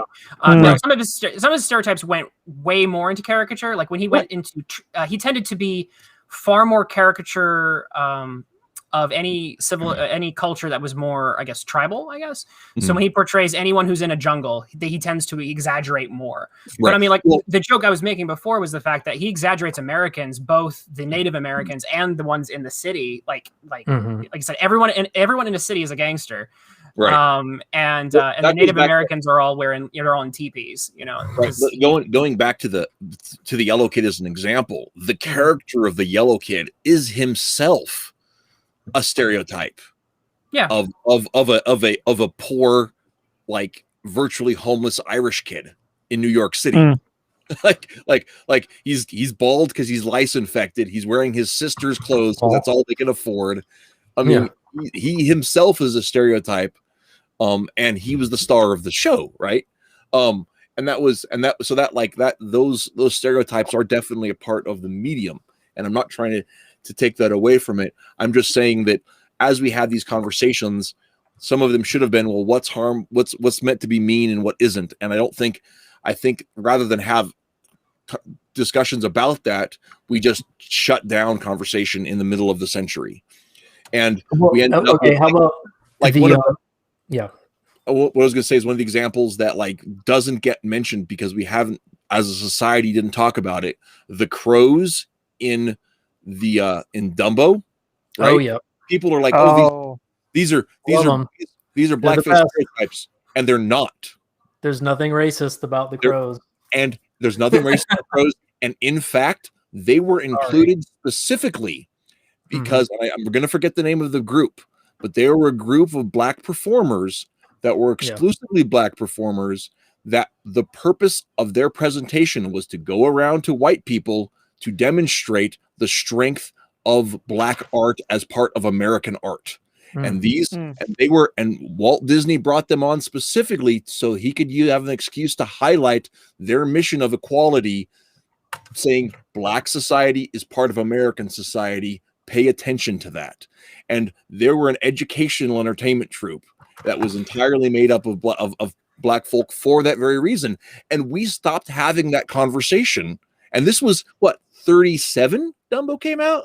Yeah. In theory, I think a symbol can work in two different ways, though. To be fair, I'm not defending or indicting. I'm just saying that, like, part of it. One important aspect of the conversation is that symbols work in different directions. Any symbol, right? And those symbols can be largely influenced by your personal experience. The symbol of the cross has entirely different meanings depending on how you react to that symbolism in reference to your lived experience. Some people look at the cross and they say, that's my savior. That's a symbol of love, sacrifice, and salvation. Other people will literally take a look at the cross and say it's a symbol of hate. Yeah. So like I said, that's the interesting thing about symbols, which is also why it's important to have conversations about symbols, but it's also important to not let people over determine them. Because there are people who will take a symbol and they'll take it offensively and they'll say, well, you can't have that symbol because it symbolizes this. And I find that to be very dangerous territory, because then you're basically telling people you're telling people how to interpret things. You're basically proscribing interpretation at that point. Right. These are the acceptable interpretations. And it's like, that's dangerous territory to get into with art. Yeah, I want to wrap it around to our original discussion of talking about Scott McCloud's simplification of getting into more of the cartoony thing, and then looking at Tintin's sort of reference of, like, if you simplify things to their essence, you almost end up with a stereotype almost. That you almost go too far with it, that you almost end up into that point. That there needs to be like a good balance in between, so that you're not riffing on a certain thing, or you're drawing the essence to visually display that idea. Because in a lot of cases, sometimes we're drawing or making those references because we want to get a certain aesthetic across. And whether it's harmful or not, you're trying to get a certain idea across. And whether it's the the crows and Dumbo and stuff. If you go to just pure simplification and go for the cartoony effect, you can really end up with those things, and it's not too hard to fall into those placements. Right. And one of the things I think that it's contextual though. Yeah. So symbols are entirely contextual, and I'll give you an example. So if racially speaking, and I don't want to get too much into race, but basically, if right, I love it when sentences start. It's a little late for that. I don't want to, but okay. So if we're gonna do, if I portray all the characters in a story as human, and then I only portray certain people as animals, then the context of that's going to probably lead to certain interpretations. But if everyone in a story is an animal, including, then do you see, like, it's contextually based. You could do the same thing with shapes, right? If I make everyone in the story a particular, like, if I make everyone realism, and then like certain races just are triangles suddenly, it's like, why did you do that? But if everyone in the story is, shapes, and they're all abstract shapes, and like a Poland ball or whatever, then it's all. So like I said, I think some of the, even when you're dealing with stereotypes, I think context really matters for how you interpret. I just think it's easier to fall into those places. And again, in photorealism too, you can do the same thing. But I think once you start getting into the caricatures, like, you can start really kind of riffing on that. And I'm not saying that everyone's going to go that route. I'm just saying it's a lot easier to start falling into those areas because you're just drawing on the essence. And like you said, contextually, that plays a part in it. But can I say before the crows fly too far away, that I don't think we are. There's too many generations removed from us being able to hear, like, the Black American linguistic, like, we can't hear Black culture from the 1930s and not think it's a caricature. Just like I think 100 years from now, people are not going to be able to hear the Black American dialect just as we hear it on the radio today and not think it's a caricature, because it's just going to sound foreign to us, and we're going to think that foreign sound is meant to be derisive or something. I think that's actually a really good point. That actually ties into just what I was going to say too. Because it throws us off. We hear it and we just think something's off here. I'm trained in our culture to think if something's off and these are Black characters, that something bad is about to take place. Even though they're the only characters in the entire movie who believe in Dumbo. He gets his feather. It's a black feather. He gets the feather from the crows, and they sing that the irony song, like, I'll see everything when I see an elephant fly, and then they see an elephant fly. It's literally it's a Black heroism story, and it's they're Black crows, obviously, because of Jim Crow, which is making fun of Jim Crow, not making fun of Black people under Jim Crow, but because we hear these exaggerated accents, which we're fine with hearing in Black culture in 2021, but when we hear the great grandparents of those people speaking, we just assume that someone's trying to be that's what you would hear on the street corner 90 years ago, but you don't hear it now. Right? Yeah. And that's one thing, like, and that's one thing we like in my lifetime, and I'm old, granted, but in my lifetime, we've seen such a dilution of regional accents. Yeah. Right. Like, everybody speaks like they're from Kansas City. Right. And that was intentional. Right. Society was engineered to have that middle American accent, that they've just divorced it so much from that regionalism that we do have that we forget that used to be more separated. We used to have more variance in our speech, and now we have phrases that are different, but our speech isn't really that much different. It still is in the Deep South. Like, there's places. We're all familiar with Doug Garrett.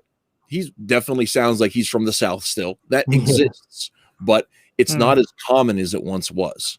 That's right. Like, my roommate in college was from Louisiana, like New Orleans, been there his entire life, and he sounded exactly like my classmates from Denver. Right. mean? Like entirely, except, you know, he didn't call it pop. You know what I'm saying? I mean, it was stuff like that. Yeah. And- Well, there's a melting pot thing going on, and we have online, like everyone hears so many voices nowadays that aren't directed towards them, but are just speaking out through some sort of media device, you know? So that just kind of flattens, I think, a lot of that. Like hardly anyone hears voices that are speaking directly to them anymore. And that comes back to what I was going to say too about the story of the Crows and the musicians that it's based on and was inspired by and the music was written by and all that kind of stuff. And I hate that I can't remember their name right now, but they're dead. They've been dead for a long time. They're not there to tell their story. So you were talking about context, right? The context, everybody who was part of that context doesn't exist anymore. Right? That's true. And so like only the people that are like seriously in depth about it are going to be digging in to that story, to tell that story. And everybody else, maybe not everybody else, but a significant chunk of everyone else are recoiling from that story. You know, and they don't give it a fair hearing because, like what Matt says, because to our ears at the beginning of the 21st century, when things are so common, when there's so much in common with the way we speak, that the idea that this is a story that had a time and place in history is abhorrent to folks, right? That there would even be a need to explain that. You know, even the fact that even Disney's like basically self-centering some of their most oldest films because they don't think people can handle the context or the historical value behind some of the reasons why those choices were made, because the representation of how people thought back then, like, oh, even that's too hard now to imagine that people would get upset about how people thought back in the day. Yeah, it's upsetting. I can't change. Well, and one of the things that bothers me is like, I hate the idea. I mean, I'm not defending all the things that happened in the past, but the less we talk about the things that happened, the more we're likely to go fall down the same mistakes, even if which we see quite often right now. Even if we don't think we're falling prey to the same errors, and this is one of the differences between different worldviews, right? Like, I don't believe human nature changes. Just the way we act it out changes, the way it works on it. So the same things that can pull us together are the same things that could drive us apart. And if we don't, even biblical in nature. I do. Yeah. But yeah, there's the thing is, but some people say, oh, we're evolutionary, and so that we have to progress past what we used to be. And I just think there's limits to that. Societies change and shape and coalesce and everything else, that you can look at that. And we have new ideas about how we learn about things. But the things we're learning are kind of all the same things. Yeah. Well, just to hit the other side of this, the Scott McCloud thing is you can be offensive and go too cartoony. You can be respectful and go too cartoony. I think you can also be offensive or derogatory or derisive or something and be too realistic, or in a way where you're trying to be grotesque with too much detail, too objectification, you know, too much particularization where I can't relate to this character because too much has been put into them, you know, like you can gross someone out and make the reader not be able to relate to a character, like someone who's like super fat and you just really draw all the rolls on them and there's all this kind of gross sweat droplets, and all the other characters are simpler, like that character. In theory, I think you have a point. I just have a hard time with that concept, though, and I always feel the need to push against it, because I tend to fall into the camp of offense isn't given, it's taken. Because everyone, and we're seeing this, like, you know, on Twitter all the time, right? You post a piece of art and 10 people will say yay, and then the other, harpies will say how you've harmed them, and they'll point out all the ways, whether you're using caricature or you're using realism. And I think it's good that you brought up the point that offense can go in either direction. It's not just into caricature, it goes into realism. But you know, or any shade in between, because you have people like J. Scott Campbell. Anytime he posts a picture, he gets a bunch of people, which is nice, that say, "Hey, nice, pretty art," and he gets brigaded by a bunch of people who say how he's literally hurting women with it. Yeah, but let's put something out there. Everybody forgets this. J. Scott Campbell only draws his wife. Only draws his wife, yeah. Only draws his wife. So I don't see why people should get offended. The man only draws one thing. It's Mrs. Campbell, and it's not our business at that point.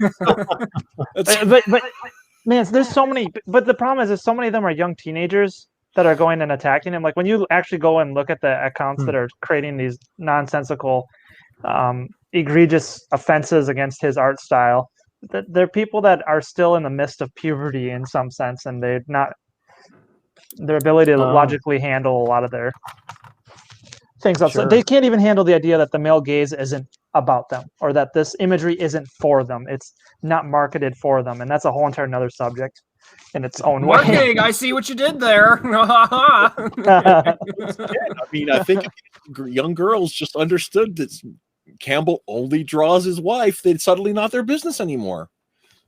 Well, I think a few people have come back and actually argued against that point, saying that even his wife looks unhealthy, or like there's a whole barrage of attacks on that. Then they start attacking her. It gets weird. Yeah, it's weird. It just gets like they want to internalize the fact. I think they're just jealous. Probably. I mean, she's got a weird head. That's not my problem.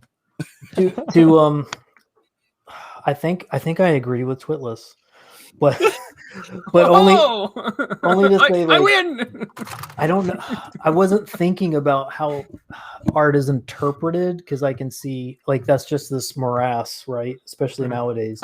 But just thinking about like how I would tell a story, and if I wanted to make the villain not relatable, which is stupid, you should not do that. But if I guess if I just wanted a character that only had an objective purpose to like fulfill an object role in the story, you know, like I could go super realistic to kind of dumb down your ability to numb you with the detail, so that you can't think of them as a person. I guess you're thinking of them more as a piece of furniture, I guess, you know.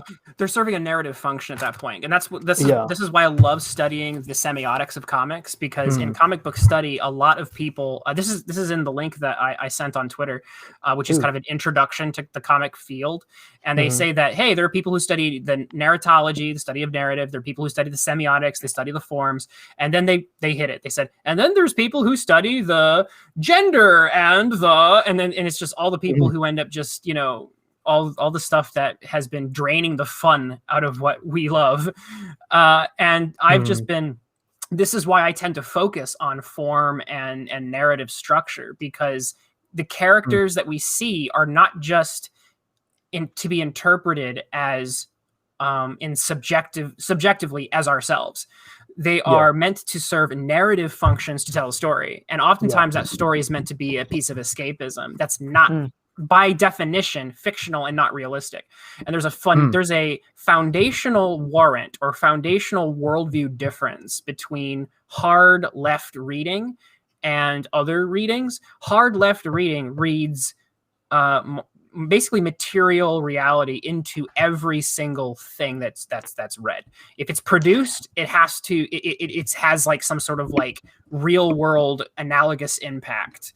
And that's why Superman is harmful to people, and that's why J. Scott Campbell they use the word harmful. It's like, you're hurting women. And it's like, what? And it's like, well, if you interpret every single piece of artistic expression or every piece of communication as an expression of power, because all that stuff is the foundational theory is theories of power. Everything is an expression of power. Well, if everything is an expression of power, then you either have power, you're in a position of higher power, privilege, or you're the oppressed. You know, you're the haves or the have-nots. And then, like I said, that skews art a lot. The entire it tells you what their intentions are, where they're only saying these things because they think it'll get them power, you know. Yep. Which is scary. That's super creepy. Yeah. Art has to be a function of power, which means that if you're not using art to give power to the people who don't have it, or at least the people who are interpreted as not having it, then you are harming. You're harming someone. That's why you see what we're seeing. In order to get power, that has to assume that you possess it. Yeah. And that means that you're superior to them, and that means you're a bigot. Well, I mean, again, if you're, I like to say that, like, if you, yes, you win. You pointed out liberal hypocrisy for the 900th millionth time. The problem is the fact that it doesn't matter. Like the left is totally, they're totally fine with their own hypocrisy as long as they are right. As long there's no equality, so you can't catch them on the. Well, you wouldn't say that to someone of a different demographic, and they would say absolutely, because I don't think of any kind of universal equality here. There's just asymmetric power structures. That's it. Right. It's power structures all the way down. Right. Yeah. And as long as you're working to deconstruct your own power, it doesn't matter how hypocritical you are. Like that's all you have to position yourself as invincible to criticism. All you have to say is you are working to deconstruct your own fill in the blank. I'm working to deconstruct my own whiteness. I'm working to deconstruct my own racism. I'm working to deconstruct my own male privilege. And then any hypocrisy that is located within you is instantly absolved. I need to take this time, guys, to work on myself and acknowledge the things that I did wrong. Take some time to reflect and learn about some of the things that I may have egregiously done against people, and learn about how my own privilege has really hurt other people. So I'm going to step away for a while and take some time to really take in these other cultures that I have egregiously insulted in some sort of form. Is that how because that sounds like verbatim the script that they use. Yeah. Like, I was gonna say, like, you sound, it was word for word. I was like, is this how Nick says the show's gone too long? No, but doesn't to sign back here, the latest issue of Immortal Hulk had a huge controversy because one of the jewelry stores had basically the Jewish symbol in it, Oh my goodness, it's getting late. Yeah. And because, like, whether you believe it or not, the artist claims to have spelt it wrong and done a bunch of other stuff. And there's a huge upset over basically the stereotype because the dude messed up or put it in there on purpose. And on the glass window, it didn't say jewelry. It said jewelry. Yeah. They misspelled, and I don't. In the diamond shop? Is that what this was? Yeah. I don't know. I don't know if it was accidental, if he's like, oh my gosh, I spelled it wrong, or what, but it did say jewelry. Well, and someone made a good point that this went past 2 editors, printers, before someone caught it online. So that means it went past like 5 or 6 different people. Oh yeah. That authorized it. So it's not just his fault. You've got a line of people that are just as guilty. I want to point out, like, I feel like that's just editorial oversight. I would chalk it up to that. There's no way they would have done it on purpose. I think you're probably right. I think it's probably editorial oversight. But I would like to take the time to point out to anybody who watches that the word Jewry is an old word that meant the world population of Jews in the same way Christendom meant everybody who was under the rule of the church. Yeah, but who's going to remember that? Yeah, no one's gonna. But that's what tell you the history. Take it that way. Let me tell you the history of words for Black people. No, maybe don't. This word actually used to not be so bad. Let me tell you. We might need Brian on here to be okay in that area. Yeah. I don't have that word either. I don't have that card yet. Yeah. Racism pass. Kind of shocked. Just wanting to say. No, there's nothing wrong with jewelry. Yeah. It's not really a word that has a place anymore in Western societies where membership is based upon, creedal involvement rather than birthright. But let's pay attention to that, because I think that I think that's an important evolution of society. I think creedal relations are far more important than birthright. Was it the same guy who got into trouble with the X-Men story? And that was A.S. Seyoff or whatever. 2 different artists. There was an artist who like put in like a whole like political thing in his nation, and like people like, whoa, and it was like it was about like worked into the background. I won't repeat it because I don't want to get in trouble. But it was like death to a bunch of groups of people, and had certain numbers on it per dates that are like in the Quran and stuff like that. But yeah, he did like one issue, and then he was like, "All right, I'm out. Yep. I'm not gonna deal with this anymore." He never retracted. He never apologized. He's like, "Whatever," and then he just left. And it's like, "Oh, okay, yeah, all right, cool." So that wasn't an accident then. No. No, he did it on purpose. Yeah. Yeah, They had to reprint the comic and like delete that stuff. So there's like I think that what's so funny is when they do that, they make the original version usually like a million times more valuable. So like they've made that thing a collector's item. It's very popular with edgelord comic collectors. Good on eBay, I guess. Yeah. Build a fortune. But yeah. So yeah, that's been. So is there anything good you can take from Scott McCloud? Oh yeah, there's lots of good stuff. Like I said, I don't think like his talk about, like I said, I don't think it necessarily deserved an entire chapter about like the blood in the gutter, because I think that our brains do closure automatically. That's how it works so well. I don't think you need to spend a ton of time going on about it, but it is fascinating to think about what our brains fill in the gaps on. Interesting example, not related to comics, but of course, that your peripheral vision isn't really color because you don't have the equipment to see color over there. The reason you can see color out the side of your eye is because your brain knows it's there because it looked at it before and it catalogs what colors are there. There's a whole bunch of stuff like that. Like that's why I always tell people to proofread, edit their work out loud, because your brain will automatically put missing words in.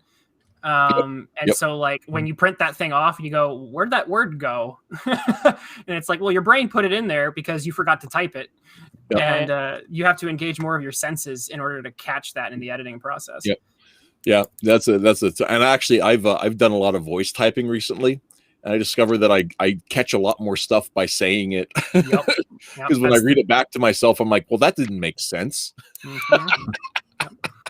But if I'd been typing, I'm not sure. Just typing, I don't always catch that stuff because your brain. Before I did sent off Omega Girl to the printer, a buddy and we did a complete read through of the entire thing, a live reading, and I was shocked because I'd been working with lettering for like 3 weeks, and so I've gone over that script and the words and the lettering like 10 times or so, and during that live reading, I actually found new things. A couple that were actually really important and needed to be caught because they actually would have confused the reader. And I went, holy crap. And it was funny because like I've been teaching people to do that for years. And I kind of thought, well, this time it'll be fine. And nope. So glad I did that read through. Wow. So you're done. That's great. Yeah, actually, I was going to say, I was going to save this till the end, but I got my first proof copy in the from Kablam the other day. Oh, cool. So yeah, it's here. I have good people at a full Kablam. comic. They made a mistake though, a pretty big one. So I needed to get them to resend me a proof copy. My double page spread, they got it backwards. Nice. That's so are you not even crowdfunding this? This is self-funded, so it's going to be up on Indie Planet. So I'm going to be able to probably in the next month or so just say, hey, go buy my comic and just take you there. That's so cool. And what I would like to do is I would like to maybe I don't know how much I'll be able to do this because it's gonna I learned how shipping is super expensive, but I'd like to maybe sign some copies and maybe try to mail them to a couple people. Cool. Because I just want people to read this. I poured my heart and soul into it, so you better read it or else I'll hunt you down. You can hunt me down. That's so the problem is I threaten that, and then people say, "Sure, come hunt me down." And I go, "Take it." It's so much work. Where I am. I'll make you dinner. You can meet my kids. It's all right. If you buy a place, I'll buy you a beer. That's how it works. Come on over. Let's do an actual meet and greet. Like we'll all do the show from Ryan's base, like from Matthew's basement, and we'll all just be like, "Hey," we'll have like mics and everything. That would be fun. Hanging out in the potato basement. It's not finished. Do you know how long a drive it would take for me to get to freaking Nebraska? It's 2 days nonstop. Oh my gosh. I hate road trips too. I hate traveling. I'm terrible with traveling. Such a whiner, my God. I turn into a child when I travel. I admit this. I turn into an absolute child. This is why you didn't make it in the state. This is the home of the road trip right here. So right. You got me. Especially where you used to live. Mm-hmm. Yeah. Going to get groceries is a road trip. Mm-hmm. I remember my mom grew up in Jersey and like New York City, and so she was floored by the fact that we had to drive to Rapid City to see a traffic light. North Dakota? And it was Gordon, Nebraska. Oh, okay. Yeah, That's what it was like living in North Dakota for a short while. Like you had to go 2 hours just to find like a Walmart or something. Yep. Oh wow. Yeah. It's very spread out up there. Yeah, no kidding. Very true. If you like social distance, move to the Northwest. That was one of the things I laughed about so much when people were going on about total side note, but when people were going on about this a year ago when the COVID thing first was a thing, and people were like, "Oh, everybody stay 6 feet away from each other," and I was like, "Oh, thank God, the rest of the world can now align themselves the way I like to live." Dude, out there it's like 6 miles of distance you've got from everything. Just about. Like, now you stay over there, dude. That's it, ticket. You cross the horizon where I can barely see you. I can just see Matt in the back. I'm like, farther. No, still keep going. Pulls out a megaphone. Well, it's wild too, because when I'm not a huge guy, but I'm kind of a big guy. So like whenever I fly anywhere, they cram me into this little aluminum can, sitting just in a sardine. So I'm physically uncomfortable because I'm in a seat that's made for somebody like 1/3 smaller than me. But additionally, I'm crammed in there with all these people that just they don't need wherever they're going. They don't need to be there. Stay home, be better. And so like my elbows don't fit and my shoulders don't fit. I'm kind of a big deal. She said, no, I'm kind of a large person. 6'2". I'm like 230, 240. So I'm kind of a big guy. But yeah, I don't fit in the airplanes at all. So then you're crammed in with all these people anyway. So it's obnoxious. And then when you're in a plane, you're going to some city where like nobody's got any personal space boundaries. None. And I can't imagine. And I've talked to people that like tourists or folks that live overseas where things are even closer together. And I'm like, I don't know how people live like that. I can't even understand it. You get used to it after a while. Oh man, I don't know. I don't like it. I don't like it. Give me land, lots of land over starry skies above, man. Don't fence me in. Guys, it's 9:30. I'm starving. It's been a really fun conversation. We got started late, but I think we're still going to be at about 2 hours. No, that sounds good. On the money. Yeah. Thanks for coming on. Let's let everybody talk about what they got going on. Nick, you have Demon Hunter Raven, that number 3 that goes live next week, right? Yeah, on Monday, 12 o'clock Central Time. Share your we're going to screen, be going bud. live. What? Share your screen, bud. I got nothing right now. Let me see what I can pull up. Yeah. Pull something up. All right, give me a second. Give me a second here. Make those I can't show off too much yet. All right, we'll do the main. We'll do the cover. Wait, how do you share a screen on? Oh, okay. This is the I'm bottom. still using StreamYards. Yeah. Yeah, Okay. I'm not. I'm lame right now. Okay. I think I sent it over. I'm used to Streamlabs or StreamYards, whichever one it is. Yeah. I think it's StreamYards. Shibidasha. While you're doing that, okay, we got it. Cool. So, Birdie. Cool. So, we'll be hunting more than demons this time. We're gonna be hunting witches. Witches are gonna be getting some stitches. You sexist. Yeah. You're you're harming women. Oh, there's gonna be a lot of women getting hurt in this one, man. Alan Moore has a front hand, backhand, you name it. Oh my god! We got ourselves a based comic. Oh, got a chat over here, I don't know. I don't understand any of those terms. Yeah, so we launch on November. No, what date? Oh, it's February. We're in February until 22nd. So next Monday we're dropping at 12 o'clock Central Time PM. So if it's your lunch break, whatever, come on over, say hi, and back a book.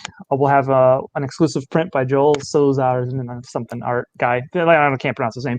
Anyway, sorry about that. And so it's going to be 68 pages. That's for the standard edition. It's going to be coming in graphic novel size format, soft cover. But there will be a deluxe edition, which will have about 40 pages extra, and then maybe more added if we hit certain goals. Wow.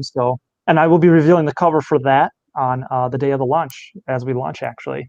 But it's gonna Demon Hunter Raven has to deal with kind of the Christian faith through the lens of our spiritual warfare and dealing with the many things that we deal with on a daily sort of basis. But you don't have to be a Christian to read it. It's just kind of in the background. It's kind of my way of kind of dealing with the idea of we don't see series or creations that have a Christian at the forefront and they're not made to look like a stupid idiot or they're not the hypocritical standpoint.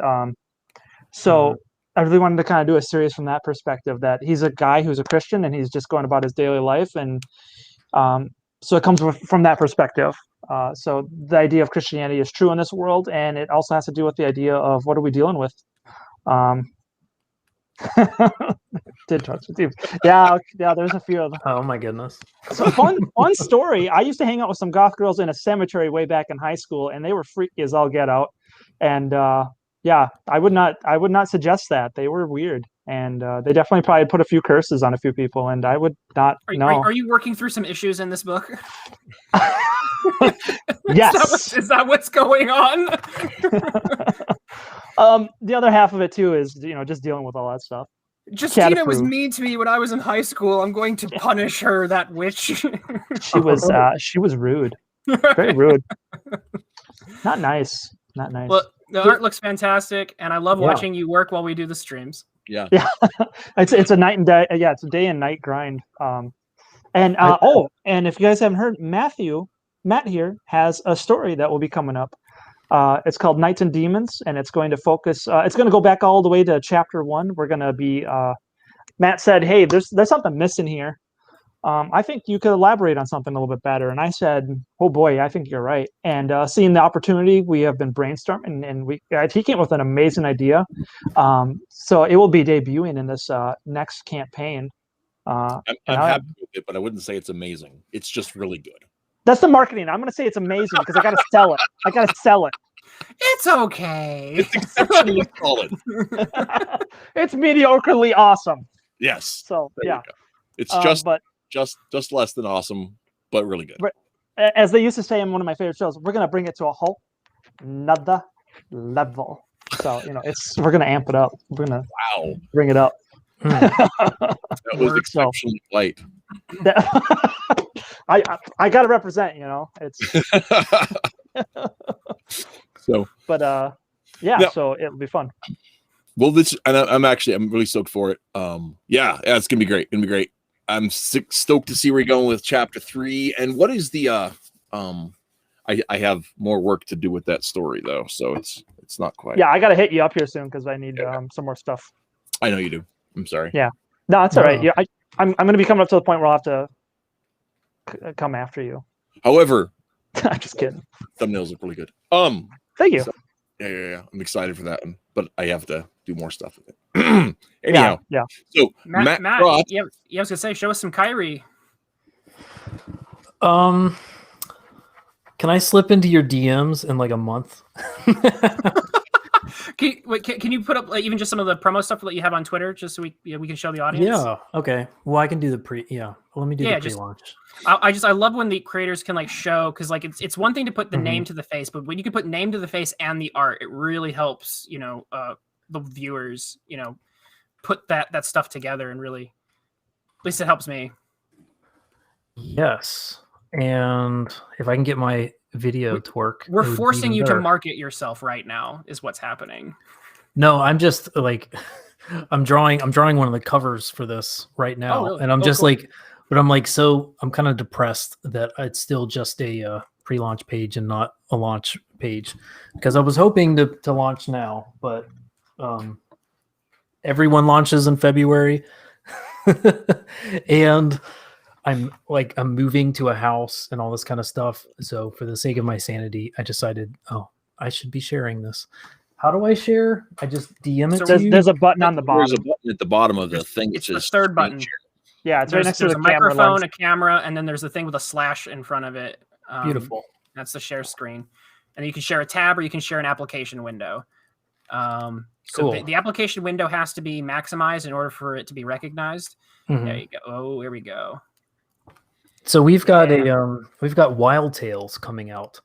That's going to be 4 stories by 4 different artists and written or co-written by me, and they all pertain to the Kyrie verse, the Kyrie verse, and Matt Reese co-wrote this story, which is like a the Japanese-Russian War of 1904, which is really obscure, but it's fun to draw big, scary Russians at the dawn of Leninism, fighting a bunch of Japanese people in Korea, and put a lot of cool the sort of supernatural historical fiction kind of adventure stuff with treasure and spirits and strange. It's more co-plotted than co-wrote. That's just. Oh my gosh, he keeps playing himself down. That's the truth, though. We're putting you to work, Matt. So you're a big history buff, aren't you? Because like I see your post on Twitter where you're like doing like comic book like drama, but mapping it against like esoteric history movements. Yeah. I'm glad you understood Twitless. A lot of people are just weirded out. But yeah, no, it's part of it's. You got to find your brand, like yeah, I can't you do. just say what everyone else is saying. It'd be like less genuine for me to like try and make some Gina Carano post or something. But I can do it through history. So were you a history major? Or you just love the History Channel, or just I was curious. Yeah, I wasn't for some reason. Like I fell in love with it in my 20s, and I almost went back to school for it. And I was, my wife thankfully talked me down off that ledge. So now I can just do it. Don't go into academia. No, don't do it. Yeah. I actually have a similar story involving. He was right. I said I have a similar story involving a cobbler shop. A cobbler shop? Yes. About a decade ago, our local cobbler passed away, and his shop was up for sale. And his wife knew the trade, and I was like, Amy, I could be a cobbler. And she looks at me and she says, "You no." She says, "Why? And I said, "Because it'd be awesome." And she says, "You've never had any interest in cobbling shoes before. Why would you think this is a good idea now?" So, I don't know. Cobble something together.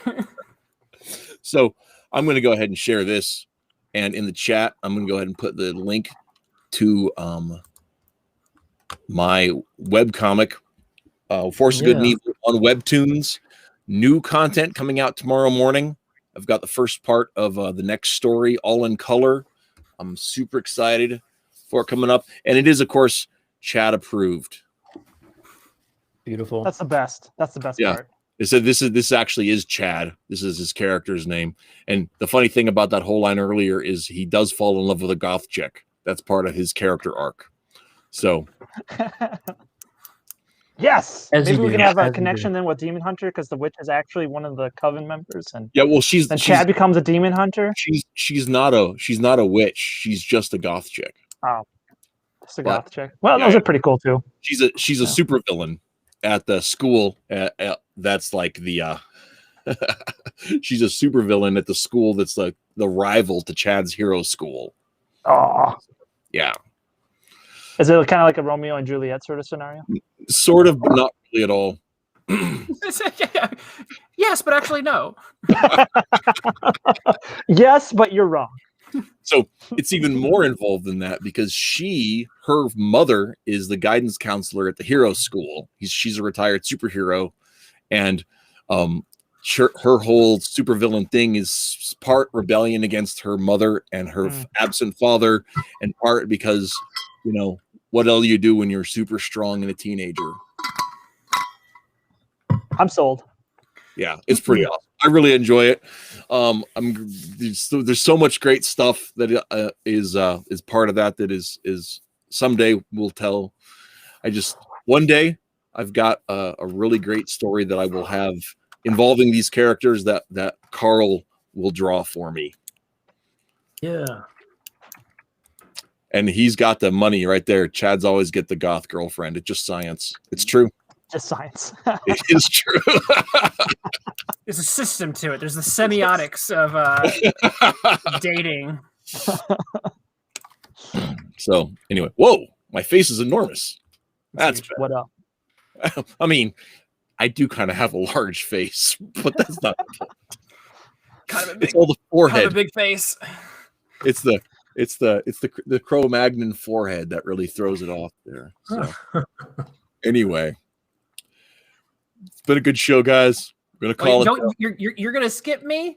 Oh, she already did your thing. I shared my screen. Everyone else gets to share a screen. Yep.